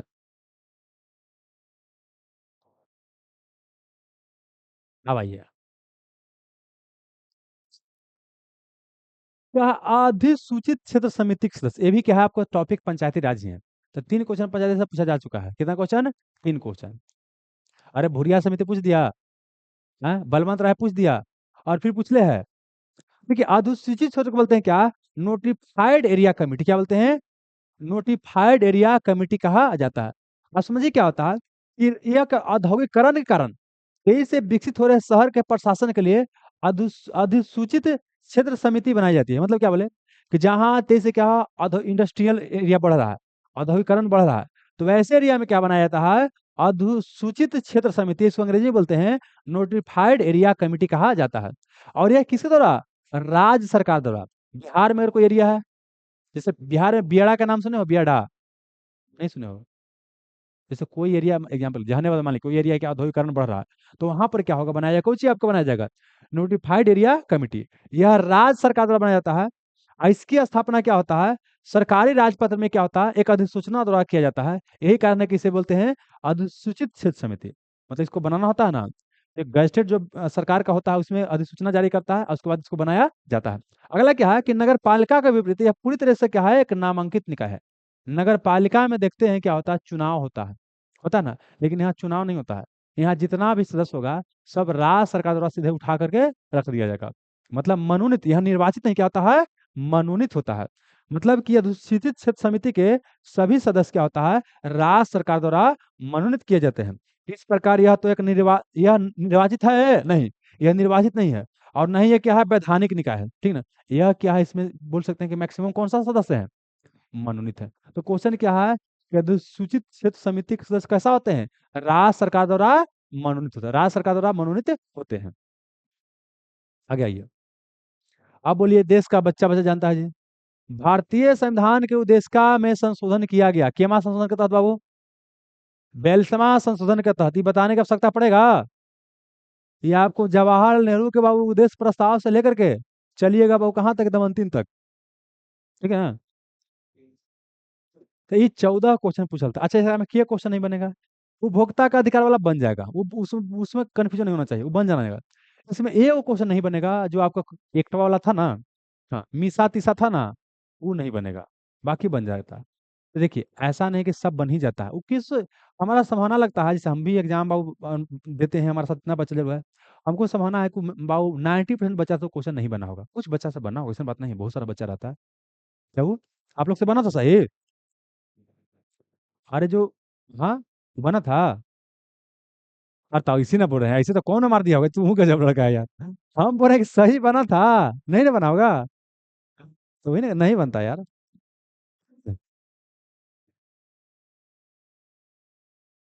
छोड़ने के लिए तो नहीं बोले थे, एग्जाम में नहीं आएगा तो छोड़ना ही है, लेकिन तभी ना इसमें हवा नहीं लगता छोड़ देते, लेकिन हवा तनी सो लग गया पूर्वा ये पछिया उस एकदम बनाइए। बाकी सब लिखा है बाबू, अपना पढ़ लीजिएगा।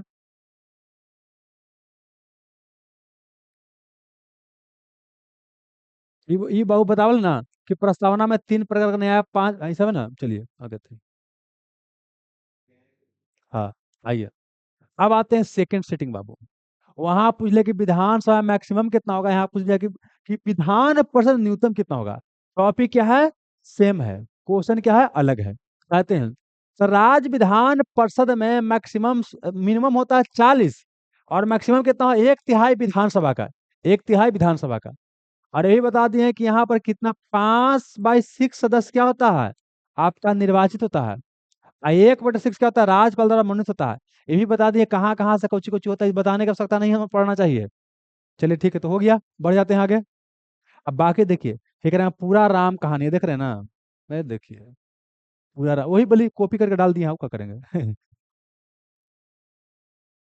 आइए, आप देखिए, वहां उद्देशिका से क्वेश्चन पूछा गया है ना, प्रस्तावना से। यहाँ पे देखिए क्वेश्चन बाबू पूछा है, मतलब थोड़ा सा इन्होंने पलट के पूछा है। हाँ, भारतीय संविधान कौन सा कल्याणकारी राज्य की संकल्पना करता है बाबू, किसको लागू होने से कल्याण होगा मुख्य रूप से बाबू। नीति शक तत्व बोलता है क्या, कल्याणकारी राज्य की परिकल्पना करता है। और यही बताया कि मौलिक अधिकार से राजनीतिक न्याय मिलता है, और नीति शक तत्व से कौन सा चीज, सामाजिक और आर्थिक न्याय की स्थापना होता है। कि बाबू आयरलैंड के संविधान से लिया गया था भाग 4 में, 36 से क्या हो गया, 51 हो गया, है ना, बस तो हो गया, चर्चा करने की आवश्यकता नहीं होना चाहिए। बाकी हम पूरा लिख ले हैं, पूरा कहानी लिखल है, ठीक है ना। और बाकी क्या के प्रमुख यहाँ लिख दिए हैं, कितना कम से कम पता होना चाहिए, पहले भी चर्चा कर चुके हैं ना, करने की आवश्यकता नहीं होना चाहिए। नहीं, चलिए आगे बढ़िए। अवसर की समानता वो बताइए। देखिए, 14 मार रहा है वो, गजब वाला। 14 बोलता है विधि के समझ समता, कानून के जन्म सबको क्या है, समान है। अनुच्छेद 19 बोलता है स्वतंत्रता, है ना, व्यक्तिगत स्वतंत्रता पर अगर बात करते हैं। 22 क्या बोलता है, आप सुनिए, यही बोलता है गिरफ्तारी की विरुद्ध संरक्षण, गिरफ्तारी के विरुद्ध संरक्षण। तो आंसर क्या हो जाएगा, 16 हो जाएगा। नौकरी शैक्षणिक संस्थान वगैरह में दिया जाता है, कौन सी टॉपिक है, मौलिक अधिकार से।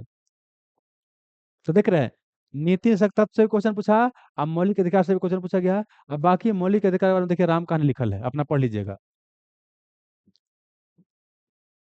आइए, ये क्वेश्चन आते हैं,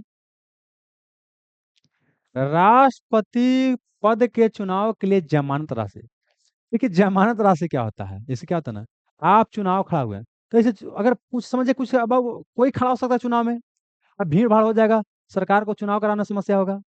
तब क्या कर दिया है कि सीरियस आदमी ही चुनाव में खड़ा हो, कोई खड़ा ना हो जाए। जैसे मोदी जी क्या कहते हैं रेलवे का फॉर्म भरते में, कि 500 रुपया हम लिए हैं, लौटा देंगे 400 रुपया बाद में। 500 रुपया इसलिए लिए हैं ताकि सीरियस लेकिन फॉर्म भरे, है ना जी। तो जानते हैं, ये सरकार का बड़ा अच्छा टेक्टिस है, जानते हैं क्या? कुछ के पहले बढ़ा के देखता है सरकार कि क्या हो रहा है ना। जैसे देखिए, रेल का टिकट का दाम बढ़ा दिया रूट में, तो कोई प्रतिक्रिया नहीं, तो रह गया। आप विरोध बहुत ज्यादा होता तो बोलता कि लॉकडाउन के चलते बढ़ावल था, है ना जी। अब हालांकि देखिए, बहुत ही अच्छा भी है देश के लिए, बताते हैं। लगता है कि पटना से जहानाबाद का 10 रुपया किराया होना चाहिए था, 10 रुपया रहना चाहिए था। सुनिए, वो जरूरी ठीक है, 30 रुपया किया था, ठीक है, अरे कहाँ सरकार करेगी, बात समझिए ना। हाँ, लेकिन कुछ कुछ करते करते सबे खत्म कर दे रहे हैं सरकार। नौकरी का दे खत्म, नौकरी तो मोदी जी देने गए हैं, नौकरी खत्म कर दिए। लेकिन सबसे भारी बात तो यही है जी, कि नौकरी नहीं खत्म कर दिया, अब की बार और आ गए हैं और साफ हो जाएगा। आइए, तो देखिए क्या है, कोई व्यक्ति राष्ट्रपति या उपराष्ट्रपति का चुनाव लड़ना चाहता है। पहले एक तरफ राष्ट्रपति, क्या वो राष्ट्रपति, एक तरफ क्या हो गया, राष्ट्रपति। तो पहले तो क्या है कि उसको बाबू कितना, 15,000 रुपया आरबीआई के पास जमा करना होगा, RBI, reserve bank of India के पास। अब जितना वोट पड़ा, अगर उसका 1/6 भी प्राप्त नहीं कर पाया, अगर 36 वोट पड़ा और 6 को इसको वोट नहीं मिला, इसका मतलब खेल गुजरल है, तब इसका जितना पैसा 15 जमा किया तो जमा हो जाएगा, वो रख लेगा आरबीआई। इसी को बोलते हैं जमानत जब्त हो जाना। देखना क्या होता है, गांव में कोई आर्मी उर्मी से क्या होता है, फौज से आता है ना नौकरी करके ना, तो क्या चढ़ा देता है सब, क्या खड़ा हो तू मुखिया में ना, तो बस कई सब गांव हो एकदम मन, वोट देला तैयार है ना, सबका खड़ा करवाता है, आ खड़ा करवाने के बाद पूरा सबका खाता पीता है, अब वोट कोई नहीं देता है, तो उसका जमानत राशि क्या होता है, जब्त हो जाता है, ऐसा होता है। हमारे गांव में क्या हुआ कि ब्लॉक एजुकेशनल ऑफिसर थे, ठीक ना, वो तो अपने खड़ा नहीं होंगे, उनका औरत तो सब खड़ा करवा दिया, अब सीट भी था हम लोग के यहाँ, मतलब महिला सीट थी, और प्लस क्या थी, एससी सीट था, तो खड़ा करवा दिया। आज जानते हो, उनको खड़ा कर सब पैसा लिया, और कहीं कहीं सब, लेकिन प्रचार करने जाता था तो बोलता था कि जानना भैया, उनका तो पूरा पैसा लूटी थी वो, लेकिन वोट ना दे बुआ। सीधे, और वही हुआ, कोई वोट नहीं दिया, हार गए। अब बताते हैं, अगर चुनावी बाबू राजनीति करना है, तो आपको जानते हैं हर एक आदमी से संपर्क बना के रखना पड़ेगा, हर एक आदमी से। और वो आदमी से अला पर को प्रणाम नहीं करते थे कि हम भाई बीईओ है, ब्लॉक एजुकेशनल ऑफिसर, तो केकरो प्रणाम उनाम नहीं करते थे। तब बुढ़वन सब खिसियाल था कि ओकरा वोट देवे, केकरो प्रणाम ही नहीं करता है। आइए, ये समझ में आया। अब कुछ और, इतने से और कुछ और जान लीजिए, देखिए, राष्ट्रपति उपराष्ट्रपति 1/6, ये भी क्वेश्चन आ सकता है, कितना वोट नहीं प्राप्त करे तो जमानत जब्त होगा, वैलिड वोटों का 1/6। अगला देखिए, अगर राष्ट्रपति का चुनाव अगर आपको लड़ना है, तो 50 गो प्रस्तावक, कि हाँ हाँ भैया खड़ा होंगे रहेंगे, आप 50 गो अनुमोदन भी करेगा, तो 50 प्रस्तावक और 50 अनुमोदक की आवश्यकता पड़ता है। यहाँ पर कितना, 20 प्रस्तावक और 20 अनुमोदक, उपराष्ट्रपति का चुनाव लड़ने के लिए 20 प्रस्तावक और 20 अनुमोदक की आवश्यकता पड़ता है, यहाँ 50-50 को, कोई दिक्कत। हाँ, वही सब मिल करके, जिसको वोट देना है, कुछ नहीं, जिसको वोट में पार्टिसिपेट करना है, वो सब बोलेगा ना, हाँ हाँ हम देंगे वोट, है ना। चलिए, समझ में आया मोटा मोटी। कहाँ 36? अरे बताएं कि 1/6 कम से कम वोट प्राप्त करना है, तो समझाने के लिए 36 को काटे में आसान नहीं हुआ, 6 6 36 जी। ये मत याद कर लेना। अब देखिए, जितना बताना था ना तो बता दिए। टॉपिक क्या था, राष्ट्रपति के चुनाव का प्रक्रिया पूरा बता दिए हैं। फिर यही बता दिए हैं, कितना बार हमारे यहाँ कौन राष्ट्रपति बन सकता है, कौन कौन भाग लेगा, कौन भाग नहीं लेगा, सब बता वाले पूरा पढ़ लीजिएगा। आइए, अब देखिए, वो फिर से क्वेश्चन आ गया। सोचिए, कि जब संवैधानिक संशोधन का विधेयक राष्ट्रपति के पास जाता है, तो वह क्या करेगा, अपनी स्वीकृति रोक देगा, नहीं, संविधान संशोधन विधेयक जाएगा, चुपचाप सिग्नेचर करेगा, चू चाहे कुछ नहीं, चुपचाप वोट करे, क्या करेगा, सिग्नेचर करेगा, है ना। आ यहाँ तक कि 42वां संविधान, ये कब, 24वां संविधान ना, ये 24वां संविधान संशोधन से 71 के तहत इंदिरा गांधी सरकार द्वारा किया गया। और फिर 42वां में एक और काम किया गया, अगर कुछ हो जाएगा तो सिग्नेचर करना है। तो फिर 44वां में नया सरकार आया, जनता पार्टी के, तो बोला कि ना ना, एक बार रहेगा, एक बार पुनर्विचार हो सकता है। ये पूरा बतैले है बाबू, पूरा का पूरा बतावल है। हो गया ना, बढ़ जाएगा ना। आइए, वहां पर क्या था, कि मुख्यमंत्री के क्या है, कार्य शक्ति का उल्लेख है बाबू, याद आ रहा है कुछ है? कितना था, 167 था ना। और यहाँ कितना है, भारतीय संविधान का कौन सा अनुच्छेद राष्ट्रपति को जानकारी देने के समय प्रधानमंत्री का कर्तव्य है, तब प्रधानमंत्री कर्तव्य का अनुच्छेद बाबू 78 ना। चलिए, तो बस क्या हो जाएगा आंसर बाबू, 78 हो जाएगा। ऐसे भी जानते हैं, देखिए 52 61 वगैरह तो आंसर होगा नहीं, क्यों नहीं होगा? 61 तो पूरा कन्फर्म पता है बाबू, महाभियोग है, ठीक ना। अब मान लीजिए 52 में नहीं पता होगा, लेकिन पता है कि वो सब राष्ट्रपति से संबंधित होगा, ठीक ना। चलिए, अब बाकी यहाँ पर लिखल है क्या कि 52 क्या है, राष्ट्रपति, यहाँ पर देखिए लिखल है, देखिए 52 क्या है बाबू, राष्ट्रपति के पद के बारे में क्या है, 52 क्या बोलता है कि राष्ट्रपति का पद है, जबकि 53 बोलता है कि संघ कार्यपालिका शक्ति राष्ट्रपति में क्या होगा, नीत होगा। और 54 बोलता है कि राष्ट्रपति क्या होगा, निर्वाचन। 54 क्या बोलता है, राष्ट्रपति क्या हो जाएगा आपका, निर्वाचन। 55 बोलता है कि राष्ट्रपति निर्वाचन की पद्धति। और 56 राष्ट्रपति के पदावधि, ये सब रट के याद करना पड़ेगा। और 57 क्या है, पुनर्निर्वाचन के लिए प्रस्ताव, क्या पुनर्निर्वाचन हो सकता है कि नहीं उसका।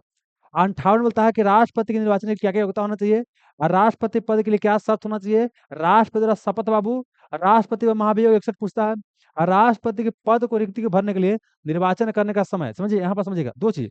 54 को रिलेट करना है किसे बाबू, 62 से, 54 8 62।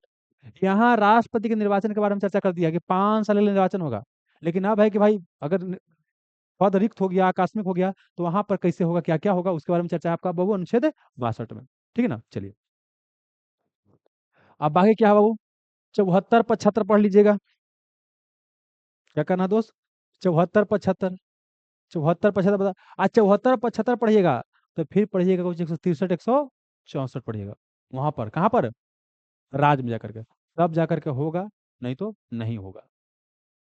अब आइए, अब बोलता है, ये क्वेश्चन सेम क्वेश्चन बाबू पहले पूछा गया है, बोलता है कि निम्नलिखित में कौन सा राज्य के उच्च न्यायालय के क्षेत्राधिकार है। मान लेते हैं क्या है क्वेश्चन, आपको नहीं पता है, ये तो पता है ना कि परामर्श संबंधी क्षेत्राधिकार अनुच्छेद 143 में से क्या वो चर्चा है, और यह सुप्रीम कोर्ट से राष्ट्रपति सलाह ले सकता है, या बोल सकते हैं सुप्रीम कोर्ट का यह अधिकार, मतलब ये अधिकार है कि राष्ट्रपति सलाह दे सकता है। ये आपका इसके पास तो अधिकार नहीं है, तो मतलब कि ये देखिए, ये प्रारंभिक क्षेत्र अपीलीय निरीक्षण, ये देखिए सुप्रीम कोर्ट के पास ये भी है, लेकिन यहाँ क्या है कि हाई कोर्ट के पास भी है, और जबकि ये वाला क्या है कि आपका हाई कोर्ट के पास नहीं है। तो यहाँ पूछता है कौन उच्च न्यायालय के क्षेत्राधिकार है, तो ये तीनों है, ये नहीं है, ठीक है। अब आपको समझाते हैं क्षेत्राधिकार होता क्या है, समझिए, पहले समझिए क्या है, जो हमारे यहाँ जो सुप्रीम कोर्ट, क्या बोले सुप्रीम कोर्ट, और जो हाई कोर्ट है, क्या बोले हाई कोर्ट है, इसके पास कुछ क्या होता है, जुरिस्डिक्शन होता है, इसका क्या क्या शक्ति है, तो समझिए क्या है कि यहाँ पर क्या है कि देखिए, देखिए संविधान के वो प्रारूप समिति के सदस्य थे अलादी कृष्ण स्वामी अय्यर। ये बोले थे कि भारत के उच्चतम न्यायालय को विश्व के किसी अन्य सर्वोच्च न्यायालय की तुलना में ज्यादा शक्तियां प्राप्त है। उसके बारे में क्या क्या देखिए, पहले तो क्या है कि मूल या प्रारंभिक क्षेत्राधिकार, कुछ कुछ मामला में क्या है कि आप शुरुआत में मूल में सुप्रीम कोर्ट में ही जा सकते हैं। एग्जाम्पल के लिए, कोई राज्य के बीच क्या है, विवाद चल रहा है, राज्य मतलब क्या हो गया, दो राज्य के बीच विवाद चल रहा है, तो राज्य को कौन देखेगा, उसका हाई कोर्ट देखेगा, नहीं, कौन देखेगा, सुप्रीम कोर्ट देखेगा। देखो केंद्र है एक तरफ, राज्य है पक्ष, तो वहां पर भी कौन रहेगा, वही रहेगा। कोई व्यक्ति लेकिन नहीं जा सकता है, कोई व्यक्ति लड़ाई करके नहीं जा सकता कि हम सुप्रीम कोर्ट में जाएंगे, उसका अपील डायरेक्ट सुप्रीम कोर्ट में आप नहीं जा सकते हैं। मौलिक अधिकार का मामला में जा सकते हैं, लेकिन और मामला में आप नहीं जा सकते डायरेक्ट सुप्रीम कोर्ट में। तो मतलब क्या है कि मूल क्षेत्राधिकार या प्रारंभिक क्षेत्राधिकार का मतलब होता है, ओरिजिनल जुरिडिक्शन का मतलब होता है कि यह क्या होगा, वो ही करेगा, कौन, और दूसरा कोई नहीं करेगा, ये हो गया मूल, ठीक है ना। ऐसे हाई कोर्ट का भी कुछ क्या होता है, मूल होता है।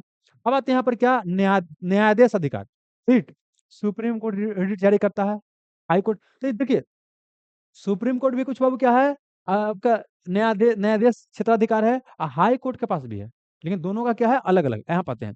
अपीलीय क्षेत्राधिकार, हाई कोर्ट में भी क्या होता है कि आप नीचे के जो केस है उसके लिए अपील कर सकते हैं, लेकिन राज्य में अपील का सर्वोच्च नहीं है।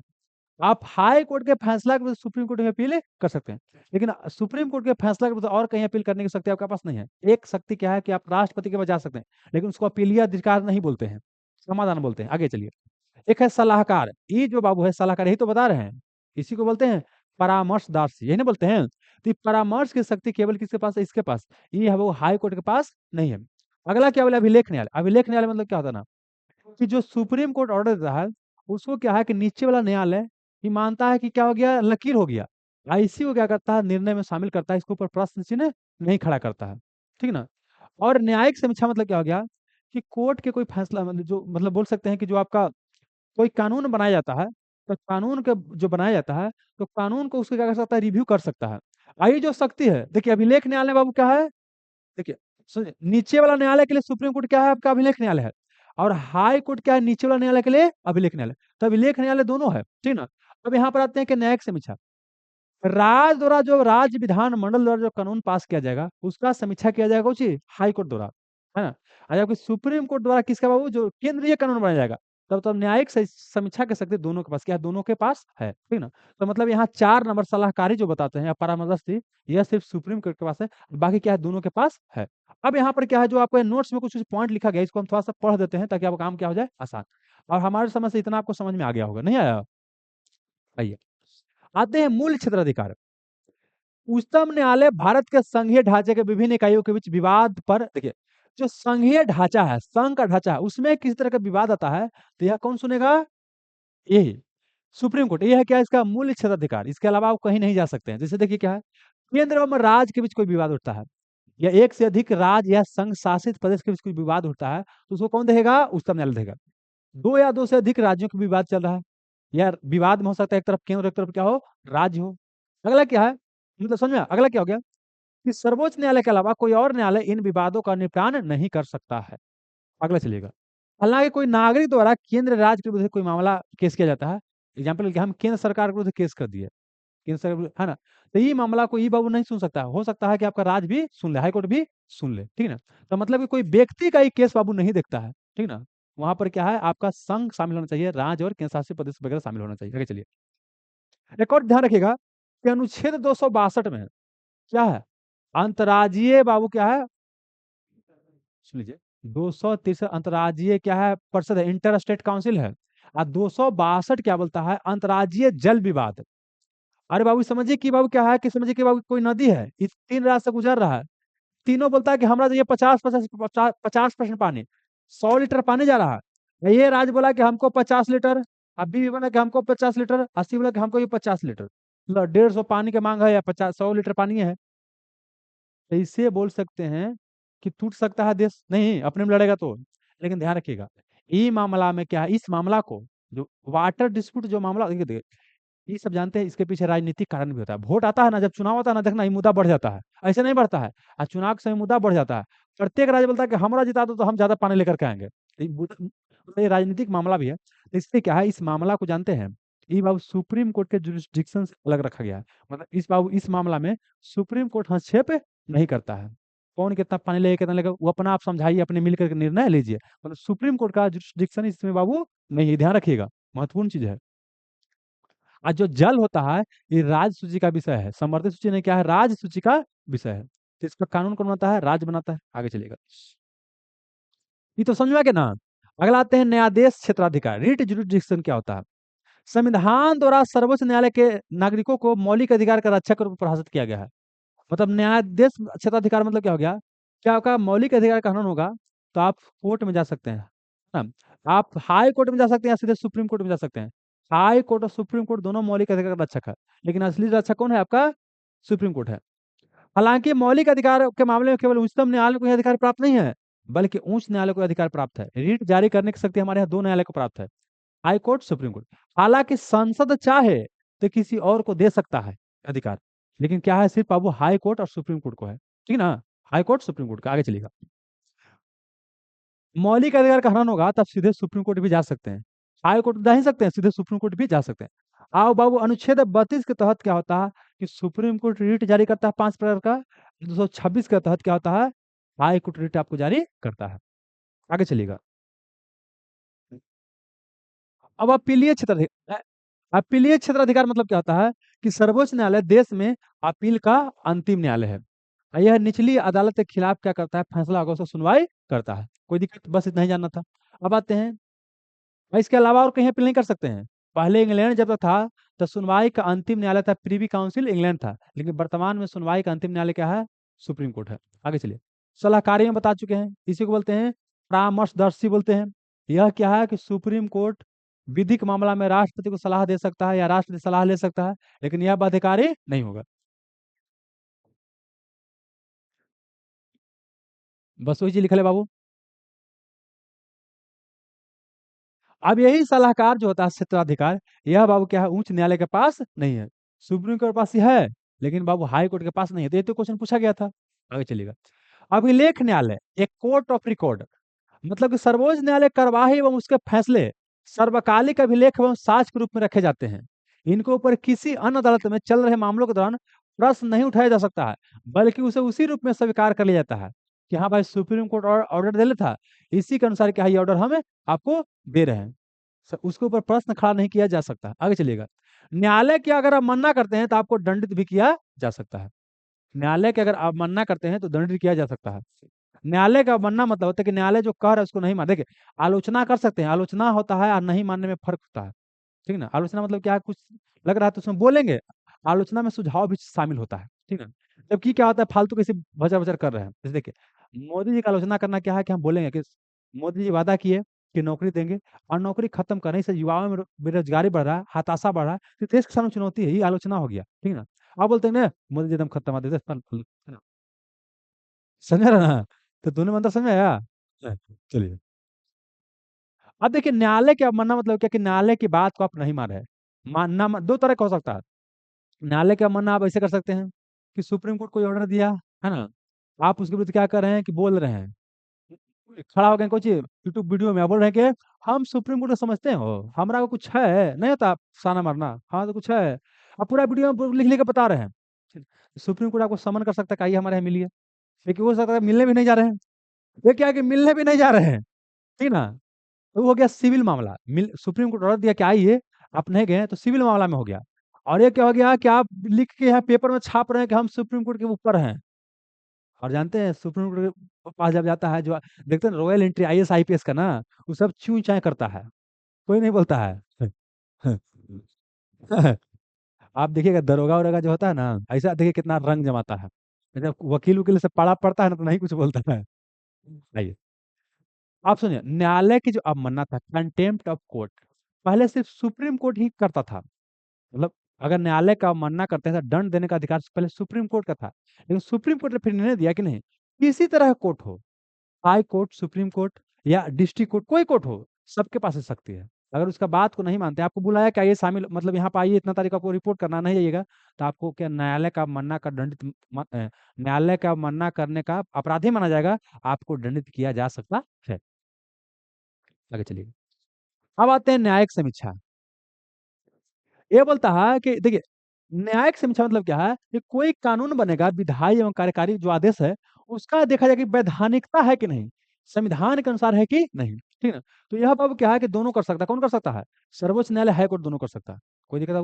हालांकि भारतीय संविधान में कहीं भी जुडिशियल रिव्यू शब्द की चर्चा नहीं है, लेकिन अमेरिका के संविधान से इस चीज को लिया गया है। समझे ना, सुप्रीम कोर्ट कहाँ से वहां से ड्राइव किया। ओरिजिनल संविधान में कहीं भी इसका चर्चा नहीं था। कई बार शब्द पूछता है कि जुडिशियल रिव्यू का मतलब क्या होता है। कानून जो बनता है, विधि जो बनता है, उसको व्यू करना, देखना कि संविधान के अनुरूप है कि नहीं, उसी को जुडिशियल रिव्यू कहा जाता है। आगे चलिएगा। अन्य शक्तियां में क्या है, राष्ट्रपति या उपराष्ट्रपति के चुनाव में कोई विवाद उठता है तो वहां पर निपटारा कौन करेगा? केवल उच्चतम न्यायालय। कौन होगा? केवल उच्चतम न्यायालय करेगा। और एक और चीज, संघ लोक सेवा आयोग के अध्यक्ष हो गया या सदस्य के व्यवहार और आचरण के बारे में कुछ जांच करना है, सर्वोच्च न्यायालय क्या करेगा? ये करेगा। संघ बाबू लोक सेवा आयोग के अध्यक्ष है और सदस्य के बारे में अगर कोई आचरण के जांच करना है तो यह काम कौन करेगा? सर्वोच्च न्यायालय करेगा। और सर्वोच्च न्यायालय दोषी पाता है तो राष्ट्रपति को उसको हटाने का सिफारिश करेगा कि राष्ट्रपति जी हटा दीजिए। और यहाँ राष्ट्रपति के पास कोई ऑप्शन नहीं है, राष्ट्रपति को हटाना है। देखिए, विधिक मामला में जो सलाह लिया जाता है वो राष्ट्रपति के मन के ऊपर है, मानेगा ना मानेगा, वो बाध्यकारी नहीं है। लेकिन सुप्रीम कोर्ट के बाबू क्या है, आपको देखिए, जो आपका लोक सेवा आयोग होता है, संघ लोक सेवा आयोग, उसका अध्यक्ष है, सदस्य है, उसको हटाने की शक्ति राष्ट्रपति के पास ही है। लेकिन राष्ट्रपति हटाने के पहले क्या करता है? जांच करवाता है, और जांच सुप्रीम कोर्ट से करवाता है। सुप्रीम कोर्ट जो बोलेगा वो करेगा। सुप्रीम कोर्ट वो हटाने के लिए बोलेगा तो हटाना इसका क्या है? मजबूरी है। यह जो सलाह नहीं है, ये क्या है? आदेश है, या बोल सकते हैं सुझाव है, क्या है? बाध्य कार्य है, ये ध्यान रखिएगा। अब सर्वोच्च न्यायालय को अधिचन की शक्ति है। अधिचन मतलब क्या है कि नीचे वाला न्यायालय के ऊपर क्या है कि आपको जांच कर सकता है। और सेम चीज हाई कोर्ट के पास भी है कि नीचे वाला को जांच कर सकता है। आई संविधान का इसको अंतिम व्याख्या अंतिम और इकलौता व्याख्याता बोलते हैं। देखिए, हाई कोर्ट से ज्यादा पावर क्या होता है? सुप्रीम कोर्ट के पास होता है। अंतिम रूप से यही जो बोलेगा कि संविधान का ही ये अनुबंध ही बोलता है, संविधान में बहुत सारा चीज लिखा गया है। तो समय समय पर सुप्रीम कोर्ट क्या करता है? उसको इंटरप्रेट करता है, व्याख्या करता है। तो अंतिम रूप से या एकमात्र बोल सकते हैं व्याख्या करने का अधिकार किसके पास है? सुप्रीम कोर्ट के पास है। अब इतना समझ में आ गया, तब आते हैं हाई कोर्ट। क्या बोले? High court. कि हाई कोर्ट के पास क्या है बाबू? तो देखिए हाई कोर्ट के पास भी क्या है, आपको व्यापक शक्तियां दिया गया है, ठीक ना। हालांकि देखिए मूल जो संविधान था ना, वहां पर कुछ विशेष चर्चा ज्यादा नहीं किया गया है, लेकिन फिर भी बोल सकते हैं कि अधिकार दिया गया है। तो क्या क्या वही सब अधिकार, क्या वो ओरिजिनल जुरिस्डिक्शन हो गया, फिर रिट जारी करने की शक्ति हो गया, अपील का हो गया, पर्यवेक्षणीय मतलब क्या है कि जांच कर सकता है नीचे वाला को, फिर बड़ा अधीनस्थ न्यायालय पर नियंत्रण रख सकता है, अभिलेख न्यायालय बोल सकते हैं, इसका निर्णय को माना जाएगा, न्यायिक समीक्षा कर सकती है। अब आते हैं बाबू क्या एक को लेते हैं सबसे पहले। देखिए अब बताते हैं, आने वाला समय में एग्जाम जानते हैं किस क्वेश्चन पूछेगा कि निम्नलिखित में से कौन सुप्रीम कोर्ट का अपीलीय शक्ति के अंतर्गत आता है और कौन नहीं आता है। आजकल अब आने वाला समय से क्वेश्चन पूछेगा कि निम्नलिखित में से कौन हाई कोर्ट के ओरिजिनल जुरिस्डिक्शन में आता है और कौन नहीं आता है। ऐसा क्वेश्चन आएगा, तब आपको ऐसे भी अंडर करके पढ़ने का प्रयास करना है। आइए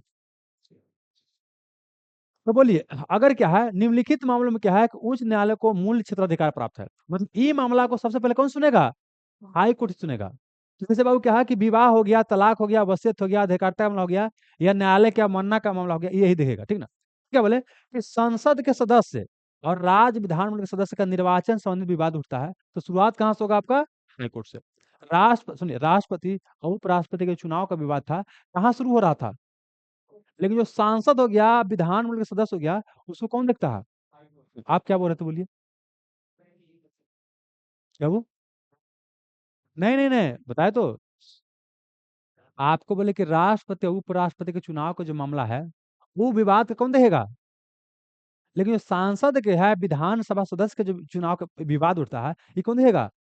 हाई कोर्ट देखेगा।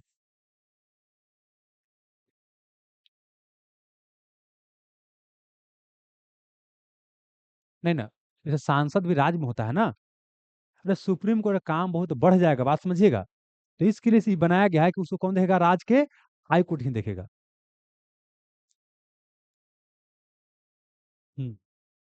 बस वही वही वही जहाँ का है जहीं के देख लेगा।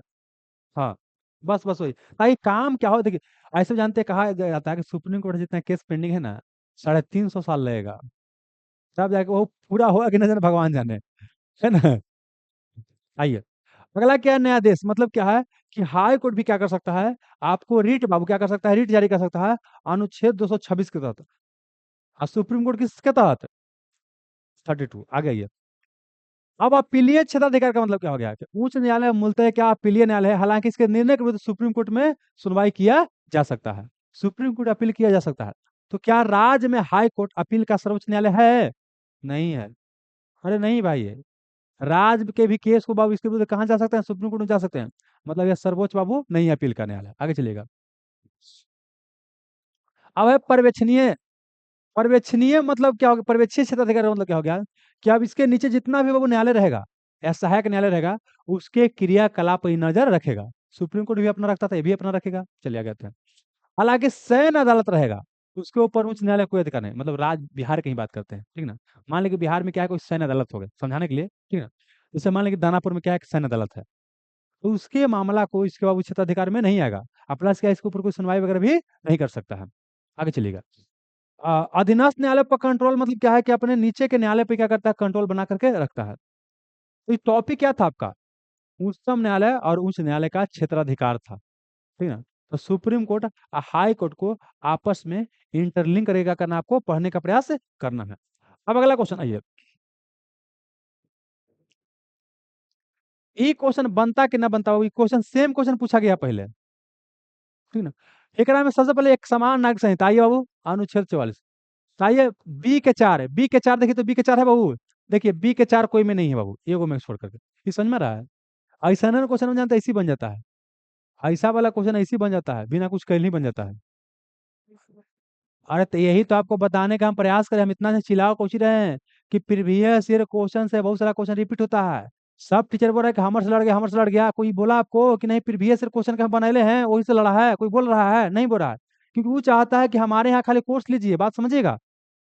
यही चीज तो आपको समझना है बाबू, कि प्रत्येक टीचर चाहते हैं कि हम ही नहीं करें, उसे बुक से नहीं लड़ा, लड़ा बुक से, ठीक है ना। लेकिन बाबू बुक कौन आधार पर बनाया गया था? प्रीवियस ईयर क्वेश्चन को सोल्यूशन दिया गया, प्रीवियस ईयर क्वेश्चन से लड़ रहा है जी। आपको तो बच्चा को इन्हें मैसेज देना चाहिए कि नहीं भाई प्रीवियस ईयर पढ़िए, तो बोलता है कुछ कि हमर पढ़ लो, ना पढ़ेगा तो होबे नहीं करेगा। ये बेवकूफी वाला बात देखी तो ये शोभा देता है जी? नहीं देता है। लेकिन वही लोग बोल रहा है कि हमर वाला लड़ गया, हमर वाला लड़ गया। यहाँ समझना है कि हमारा वाला तोर वाला नहीं लड़ा है। यहाँ समझना है कि आगे प्रीवियस ईयर का जो क्वेश्चन है उसको बढ़िया से पढ़ेंगे, उसके अनुसार क्वेश्चन पूछ रहा है, ठीक ना। और बताते हैं, जो भी यूपीएससी या कोई भी एग्जाम निकाल रहा है बाबू ना, वो खुद पढ़ रहा है तभी हो रहा है। आप समझ लीजिए, टीचर के पढ़ाई से नौकरी नहीं होता है। टीचर भी बाबू इतना, लेकिन जाकर देखो ना, मतलब कभी कभी बेवकूफी पर मुंह लगता है, क्या ये लोग करता है, समझ में ना। उनको कोई नौकरी हो जाएगा बंदर बन के? नहीं हो जाएगा। जब तक सीखेगा नहीं तब तक नहीं होगा। ये बंदर अब बंदरिया का भागते रहेगा इन्होंने, है ना। आइए, और अभी बोलिएगा ना तो उसको अथी लगेगा कि भाई हमारा इसे कह दिए, अब फलना सर इसे कैसे बोल दीजिएगा, तो हम काहे ला बोलेंगे जी? वो तो थोड़ा समझ में खुद 2 साल के बाद आ जाएगा, क्योंकि हमारा में घूर घूर के सब जगह लेके बना रहे हैं, इसलिए बता रहे हैं, ठीक ना। ये बताना ना पड़ेगा। चलिए, एक सामान्य संहिता 44 है, पंचायत बाबू 40 हो गया, कृषि पशुपालन 48 हो गया, न्यायपालिका कार्यपालिका पृथकीकरण 50 हो गया। आइए, संविधान, ये लइकवन जानते हैं बाबू, इस वाला के पीडीएफ के लिए 17 वाला पीडीएफ वाला जान दिले है। अरे होकरा में कुछ मैथ का भी क्वेश्चन था, तब हम मैथ नहीं बनाते हैं, ठीक ना। तब मैथ हमारे यहाँ जो फैकल्टी है, तो मैथ वाला क्वेश्चन को नहीं देखे हैं, तो इसलिए नहीं डाले हैं, समझे ना। बाकी सब तो बनल ही है, बाकी जितना बनल है, अब बोलोगे तो ही डाल देंगे। हम चाहते हैं कि मैथो वाला सोल्यूशन करके आप लोगों को डाल देते एक ही दिन, लेकिन अगर आप लोग बियाल हैं तो आज हम डाल देंगे, हमरा का लगल है जी। इसका 2 पीडीएफ डालेंगे। जैसे देखिए, जो पुराना बच्चा किताब जो लिए हुए हैं, उसमें क्या है कि 2 पीडीएफ, एक 17 का फर्स्ट सीटिंग का, एक सेकंड सीटिंग का, जितना क्वेश्चन पूछा गया आपको एक जगह करके डाल दिया जाएगा, समझ में गया। अच्छा, अब बाकी जो नया जो अभी बुक जो बच्चा ले रहा है, उसमें घर जिसका जिसका जा रहा है, उस सब क्या है कि आपको बन के जा रहा है, इस तरह से आपको बन के जा रहा है, ठीक है ना। चलिए, आइए, संविधान के किस अनुच्छेद के अंतर्गत भारत में निर्वाचन आयोग गठन, बाबू बताइए। 324 बाबू, 324 329, भाग 15 याद रहा है? एकदम देश का बच्चा बच्चा जानता है। अब 25 जनवरी को राष्ट्रीय मतदाता दिवस मनाते हैं, जितना ही बताएंगे बतावल है। नहीं बताएंगे कुछ, बतावल तो ही तो बताना कुछ ही है। अब आइए बाबू, अच्छा बोलिए, पिछला लेसन पिछला अथी में क्या है कि सरकारिया आयोग के बारे में ऑप्शन में था, और यहाँ सरकारिया आयोग से क्या है, क्वेश्चन है। आज सरकारिया आयोग के बारे में पहले भी पूछा जा चुका है, अभी तक हम जितना बताएं उससे बोलिए बन रहा है कि नहीं बन रहा बाबू, है ना। हाँ, तो सरकारी आयोग किसे बाबू, केंद्र राज्य संबंध से क्या है आपका, संबंधित है ना। मतलब देख रहे हैं एक चीज बाबू, कि जो पहले हम लोग पढ़ लिए ना, उसके बाद इसमें कुछ समय नहीं लगा, नहीं। आइए, भारत में स्थानीय विषय, स्थानीय शासन बाबू राष्ट्र जी का विषय है। आइए, निम्नलिखित में किसकी नियुक्ति राष्ट्र द्वारा नहीं किया जाता है? अब बोलिए बाबू, भारत के मुख्य न्यायाधीश का नियुक्ति किया जाता है, वायु सेनाध्यक्ष किया जाता है, राज्यपाल किया जाता है, बाबू लोकसभा अध्यक्ष का नियुक्ति नहीं किया जाता है। एक जगह क्या था आपका, हाँ कुछ और था ना, मतलब जो भी है, तो ये आंसर समझ में आया। चलिए, बस हो गया, बस बस बस बस। उसका देखिए, लोकसभा अध्यक्ष का क्या होता है, चुनाव होता है, सब सदस्य मिलकर चुनता है, और लोकसभा अध्यक्ष के रूप में शपथ भी नहीं लेता है, ठीक ना। वो एक सिंपल सदस्य के रूप में उसको प्रोटेम स्पीकर द्वारा शपथ दिलवा दिया जाता है, सिंपल सदस्य के रूप में। आइए, निम्नलिखित में कौन एक गैर सदस्य के रूप में सांसद है किसी की सदन, निम्नलिखित में कौन एक गैर सदस्य के रूप में संसद है किसी भी सदन की कार्यवाही में भाग ले सकता है, बोलिए बाबू। महान्यायवादी महाधिवक्ता, देख रहे हैं, पहले पूछ ले, 3 4 बार क्वेश्चन पूछ ले, फिर पूछ दिया। ये बता, सब लिखल है, जितना कहानी पढ़ लीजिएगा, सब लिखल है, सब दोनों को बतावल है रिलेट करके। हाँ हाँ, बस बस। क्या हो गया? The end. क्या हो गया बाबू? द इंड हो गया, द इंड। दही चूड़ा हो गया, है ना ये। मतलब क्या बाबू, यहाँ तक पढ़ने के बाद क्या समझ में आया कि दोस्त, कि अगर एग्जाम निकालना है ना, आपको क्या करना है कि प्रीवियस ईयर क्वेश्चन पर कमांड बना के रखना है, उस पर कमांड। प्रीवियस ईयर क्वेश्चन से क्या करना है, हमको टॉपिक फाउंड आउट करना है, टॉपिक कौन सा आपका टॉपिक हो गया, और टॉपिक को बढ़िया से पढ़ जाना है। राष्ट्रपति देख रहे हैं बार बार, मौलिक अधिकार बार बार, है ना, केंद्र शासन बार बार, तो पूरा टॉपिक क्या करना है, पढ़ जाना है। अगर ये आप नहीं कर पाते हैं तो आपका होने वाला बाबू नहीं है, ठीक ना। और खास रहे जो बच्चा मेंस की तैयारी कर रहे हैं, कोचिंग के पीछे भागना भी मत, मारा मारी के फेर में, कि फलना सर में चिलना सर में, है ना। क्या करना बाबू कि आपके पास जो इसके पास किसी के पास, अगर देखना भी है ना, तो रिकॉर्डेड लेसन किसी का ले लेना भरने, ताकि रिवीजन खाली कर ले जल्दी से, समझिएगा। भर दिन में 4 4 5 5 देख करके। अब बाकी लाइव क्लास के जहाँ फेर में रहा, तो आप पैर पर पक्का कुल्हाड़ी मार लिए। हम तो बोलेंगे कि आपको ज्यादा फेरे में नहीं रहना, सब पता है आपको, है ना। आप पढ़िए, खाली किताब वगैरह पढ़िए। अब प्लस क्या है कि लगता है कोई टॉपिक समस्या हो रहा है तो टॉपिक को देख लीजिए खाली बस। एग्जाम्पल के लिए मान लीजिए संथाल और मुंडा विद्रोह आपको नहीं आता है, नहीं पता है, उसको देख लेते हैं। मान लीजिए केंद्र राष्ट्र संबंध आपको नहीं पता, उसको देख लीजिएगा। ठीक है ना। बाकी सब वीडियो देखे के फिर मत रहिएगा। अगर ऐसा करते हैं तो आपसे बड़ा बेवकूफ कोई नहीं होगा। ठीक है ना। अगर एग्जाम निकालना है तो आप सीखिए कि एग्जाम निकलता कैसे है। एग्जाम निकलता कैसे बाबू, पैटर्न समझिए, टॉपिक समझिए, और फिर कीजिए सेल्फ स्टडी। ठीक है ना। और बताते हैं, टीचर का योगदान शुरुआती समय के लिए होता है। जैसे इतना हम आपको बता दिए ना, इसी में रिजल्ट किसका होगा, जितना हम बताएं, जो 5-6 क्लास बताएं, अगर बढ़िया से चीजों को समझ करके पढ़ाई कर रहे होंगे, हम जैसे से बता रहे तो करते रहेंगे, उनका हो जाएगा। और ढेर बोले कि ना आप सर ये करवाएंगे से करवाएंगे, तो हम कितना करवाएंगे जी, है ना। समय की ही पाबंदी होता है, प्लस बहुत सारा फैक्टर होता है, बात को समझिए। यही चीज बच्चा को जब कहते हैं तो उसको दुख लगता है। आई जानते ही बात केकरा समझ में आता है, जब आपको तैयारी करते करते 3-4 साल हो गया, 3 साल हो गया, फेल कर रहे हैं, मेरिट नहीं बन रहा, तब आपको समझ में आता है। ठीक ना। और नया जितना बच्चा है, ये बात समझ में नहीं आएगा। आपको क्या लगता है बच्चा का समझ में आ जाएगा। इतना हम महत्व समझा दिए प्रीवियस ईयर क्वेश्चन का, है ना। हम आपको दिखाएंगे बाबू ना, हम अगर हम इसको करना शुरू करेंगे तो आप देखिएगा मैक्सिमम क्वेश्चन लड़ल है। वो 17 बता रहा है ना, हम बताते हुए, हम जिस तरह से हम बता रहे हैं आप लोग पीवाई क्यूज अगर देखिएगा तो आपको 80% ज्यादा क्वेश्चन लड़ेगा। समझ में ना। लेकिन बाबू क्या है कि हम ये नहीं बोल रहे कि हमारे किताब से लड़ रहा है, हम ही बोल रहे हैं कि प्रीवियस ईयर क्वेश्चन से लड़ रहा है। प्रीवियस ईयर क्वेश्चन का पढ़ने का एक तरीका होता है, जो वही चीज हम समझाने का प्रयास करें आप लोगों को। यही चीज नहीं समझेगा तो बहुत दिक्कत वाली बात है बाबू। और बड़ा दुख होता है जानते हैं दोस्त। हम देखते हैं जिस तरह के पीछे क्या है कि बच्चा के पीछे बच्चा जो है कोचिंग के पीछे मतलब मास्टर के पीछे भाग रहा है ना। प्लस क्या है कि मास्टर गोल गोल बतिया बतिया के जानते हैं अपने ऊपर डिपेंडेंट कर ले रहा है।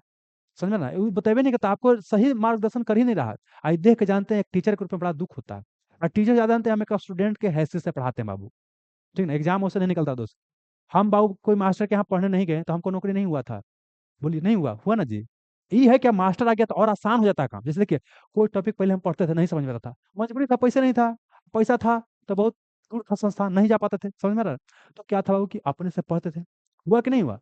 तो इसी बाबू क्या है कि आज अगर आपके सामने टीचर उपलब्ध है तो उनसे सहायता लीजिए। जैसे आज बोलिए कितना आपके लिए आसान हो गया जी, एक जगह हम कर दिया। दूसरी बात क्या है कि हम बता रहे हैं कैसे कैसे क्वेश्चन पूछता है, वो कैसे हमको पढ़ना है। आपको इस संसार क्या करना, पढ़ने का प्रयास करना। हमारा भूमिका बस इतना ही तक है, इसके बाद हमारा भूमिका नहीं है। इसके बाद क्या है, आपका मेन भूमिका है। सेल्फ स्टडी का कोई तोड़ नहीं है, कितनों कोई मास्टर कर दे कि हमर वाली चिल्ला वाला कोई नहीं। प्रीवियस ईयर क्वेश्चन को आधार बने। लेकिन प्रीवियस ईयर क्वेश्चन के अलावा और कुछ और टॉपिक आ सकता है, ऐसा बात नहीं कि नहीं आ सकता, आ सकता है। लेकिन अगर इतना कर लीजिएगा ना, तो उसके बाद फिर बोल सकते हैं कि आपका एक मोटा मोटी बोल सकते हैं कि काम हो गया। अब थोड़ा वो जो लैग करेगा देख लेंगे। अब बाकी कुछ ऐसा भी क्वेश्चन आएगा जो किसी से बनने में नहीं करेगा। क्या एग्जाम में 100% कट ऑफ जाता है, नहीं जाता है। तो हमको कभी भी 100% कवर करने का प्रयास आपको नहीं करना है। और प्लस कहाँ तक पढ़ना है, ये आपके पास लिमिटेशन होना चाहिए। जैसे विकिपीडिया का ही पेज पढ़ते हैं तो क्या हम पूरा पढ़ जाते हैं। उसमें पूरा पढ़िएगा तो विकिपीडिया के एक पेज पढ़ते पढ़ते पढ़ते रात हो जाएगा। नहीं। तो हम क्या करते हैं, जो ऊपर वाला मेन होता है पढ़ लेते हैं। ऐसे ही यहाँ पर ही समझना, आपको जानते हैं, आपको क्या है कि एक्सपर्ट नहीं बनना है सब्जेक्ट का। आपको एक जनरल नॉलेज चाहिए, हर एक सब्जेक्ट को पकड़ होना चाहिए। मान लीजिए पॉलिटी पूरा पढ़ लिए, इकोनॉमिक्स पूरा पढ़ लिए, अब बाकी आइए नहीं रहा है। मैथ पूरा पढ़ लिया, आपके कुछ आइए नहीं रहा है, तो हो जाएगा नहीं। लेकिन जितना रिक्वायरमेंट है वो तो करना है। अब मेंस निकालना है, आप सोचिएगा कि बिना मेंस मैथ रीजनिंग के आपका मेरिट बन जाएगा, तो नहीं बनेगा, कन्फर्म नहीं बनेगा। आप क्या बोलते हैं, प्री क्वालिफाई कर जाइएगा, मेंस क्वालिफाई कर जाइएगा, फिजिकल भी दे दीजिएगा, लेकिन बिना मैथ रीजनिंग का मेरिट नहीं बनने वाला है। ये एक आप दिमाग में ही बांध लीजिए। बहुत बच्चा लगता है कि बिना मैथ रीजनिंग के हो जाएगा, नहीं होगा। ठीक ना। आपको वो पढ़ना है, पढ़ना है तो पढ़ना है। और यहाँ टाइम मेंस के लिए कैसे लोड करना है ये आपको देखना है। आप प्लस देखिए, मेंस का रिजल्ट आएगा ना, तो हम बेसिकली गाइडेंस के लिए प्रोग्राम शुरू करेंगे। हम बाबू क्या है, कोर्स लेकर के नहीं आएंगे। बिहार दरोगा का जो बैच है यार, देखिए पहले सबके बैच चल रहा था, अगर बाद लोग क्या किया कि और बैच ले आया, एक एक में लगातार पढ़ा। ये गलती नहीं है, गलती बच्चा की है, बच्चा वही चाहिए वह करता है। समझ में ना। यही बात को समझिए। और जानते हैं बड़ा दुख की बात है कि बच्चा कोई इस बात को समझ नहीं पा रहा है। और टीचर जो कर रहे हो तो और दुख की बात है कि आप तो कम से कम उस पोजीशन पर हैं, प्लस कुछ ऐसे टीचर हैं जिनको लोग अपना आप समझिए कि भगवान लोग मानता है, और वो टीचर इस तरह से करे तो बड़ा दुख होता है यार। ठीक है ना। बाकी चलिए, अब सुनिए, एक सेट का क्वेश्चन है बताते हैं क्या होगा। अभी जितना एग्जाम हो चुका है ना, जितना एग्जाम हो चुका है अभी तक, कल टेस्ट लेना चाहिएगा। एक क्वेश्चन खाली दे दे, आप समझ लीजिएगा। कल क्या कीजिए दोस्त कि आप इसका टेस्ट दे लीजिए, कल कीजिए टेस्ट दे लीजिए। आपका क्वेश्चन हम दे देंगे, आप टेस्ट दे लीजिए। और अगला सैटरडे को एक पॉलिटी का 100 क्वेश्चन का टेस्ट लेंगे। अगला सैटरडे को पॉलिटी का 100 क्वेश्चन का टेस्ट लेंगे। देखिए, आप लोग को जो मेंस वाला बैच है ना, उसमें भी टेस्ट लेने वाला है, तो दोनों को मिला के ले लेंगे, क्योंकि मेहनत सेम लग जाए, क्वेश्चन तो सेम रहेगा बाबू, है ना, वो ले लेंगे। और बाकी इसमें हम शुरू करने वाले हैं विविध। क्या शुरू करने वाले हैं? विविध। विविध शुरू करेंगे, कोई दिक्कत ना है? ठीक है ना? बड़ा उदास है, कोई दिक्कत ना है? चूड़ा दही ना खाएगा? और कोई सवाल आप लोग है तो बोलिए, क्योंकि लास्ट ही हो रहा है ना। बोलिए, कोई सवाल है तो। ऑनलाइन वाले भाई बंधु बताइए, कोई सवाल यहाँ तक है तो बताइए, कुछ और जानना चाहते हैं? रवि जी, अस्मिता जी, अमरजीत जी, पारस राम जी, प्रियंका, अजय, राजू, एनजे, प्रकाश, विपिन, कोमल, तुलसी, विवेक, प्रदुमन, धनंजय, क्या बोल रहे हैं? हैं? थोड़ी अब नाम ना लेंगे, आप बोले हंस रहे हैं ना जी, कि सबके नाम ले रहे हैं, है ना? अरे होता है क्या ना, कि नंबर लेने को बच्चा का लगता है कि हमू हैं, हमरो नाम लिया या, ये बात है। सबको भावना का ख्याल रखना पड़ता है, अब छोड़ो, नहीं लेंगे।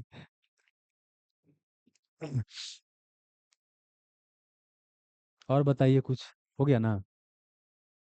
थोड़ा लेट जाता है। कल टेस्ट होगा, बना देते हैं, यही टाइम आइएगा। कल टेस्ट होगा। कल टेस्ट पे खाली हुआ खरखाई तभी 10 मिनट करेंगे, आऊ का? नहीं समझे?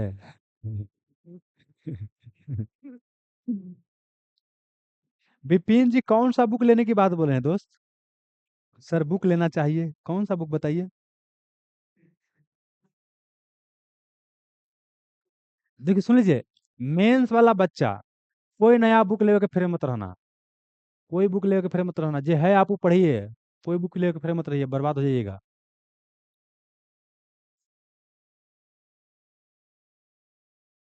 अच्छा, पीडीएफ आप लोग के पास है? देखिए, पीडीएफ के फोटो कॉपी निकलवा के पढ़ना जरूरी है, पीडीएफ, क्योंकि एक दिन का काम नहीं ना जी। अच्छा, ये खाली बिहार दरोगा में काम नहीं करेगा, ये बीपीएससी लेवल कोई एग्जाम दीजिए, दरोगा तरोगा, पुलिस पुलिस कोई दीजिए एग्जाम, सब में काम करेगा। तो मतलब कि आपको निकाल के रखना है बाहर पीडीएफ को, समझे ना? हाँ, हार्ड कॉपी। बोल रहे हैं कि सर फाउंडेशन बैच लॉक कर दीजिए, सब बाबू फ्री में लॉक कर देंगे तो हम कहाँ से देंगे खर्चा बाबू, है ना? और समझिए बात को यार, जैसे आप लोग बच्चा है, समझते नहीं है।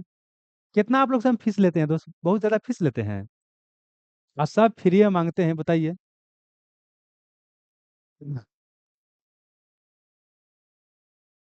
अब बाकी फीस के लिए यहाँ पर जो नंबर है उस पर बात करिए, अगर समाधान करने लायक होगा तो कर दिया जाएगा, यहाँ पर नंबर है, उस नंबर पर बात कर लीजिए, इसमें कौन बड़ा बात है बाबू। चलिए, तो अब सेशन वो करते हैं, क्या है ना? ठीक है, धन्यवाद।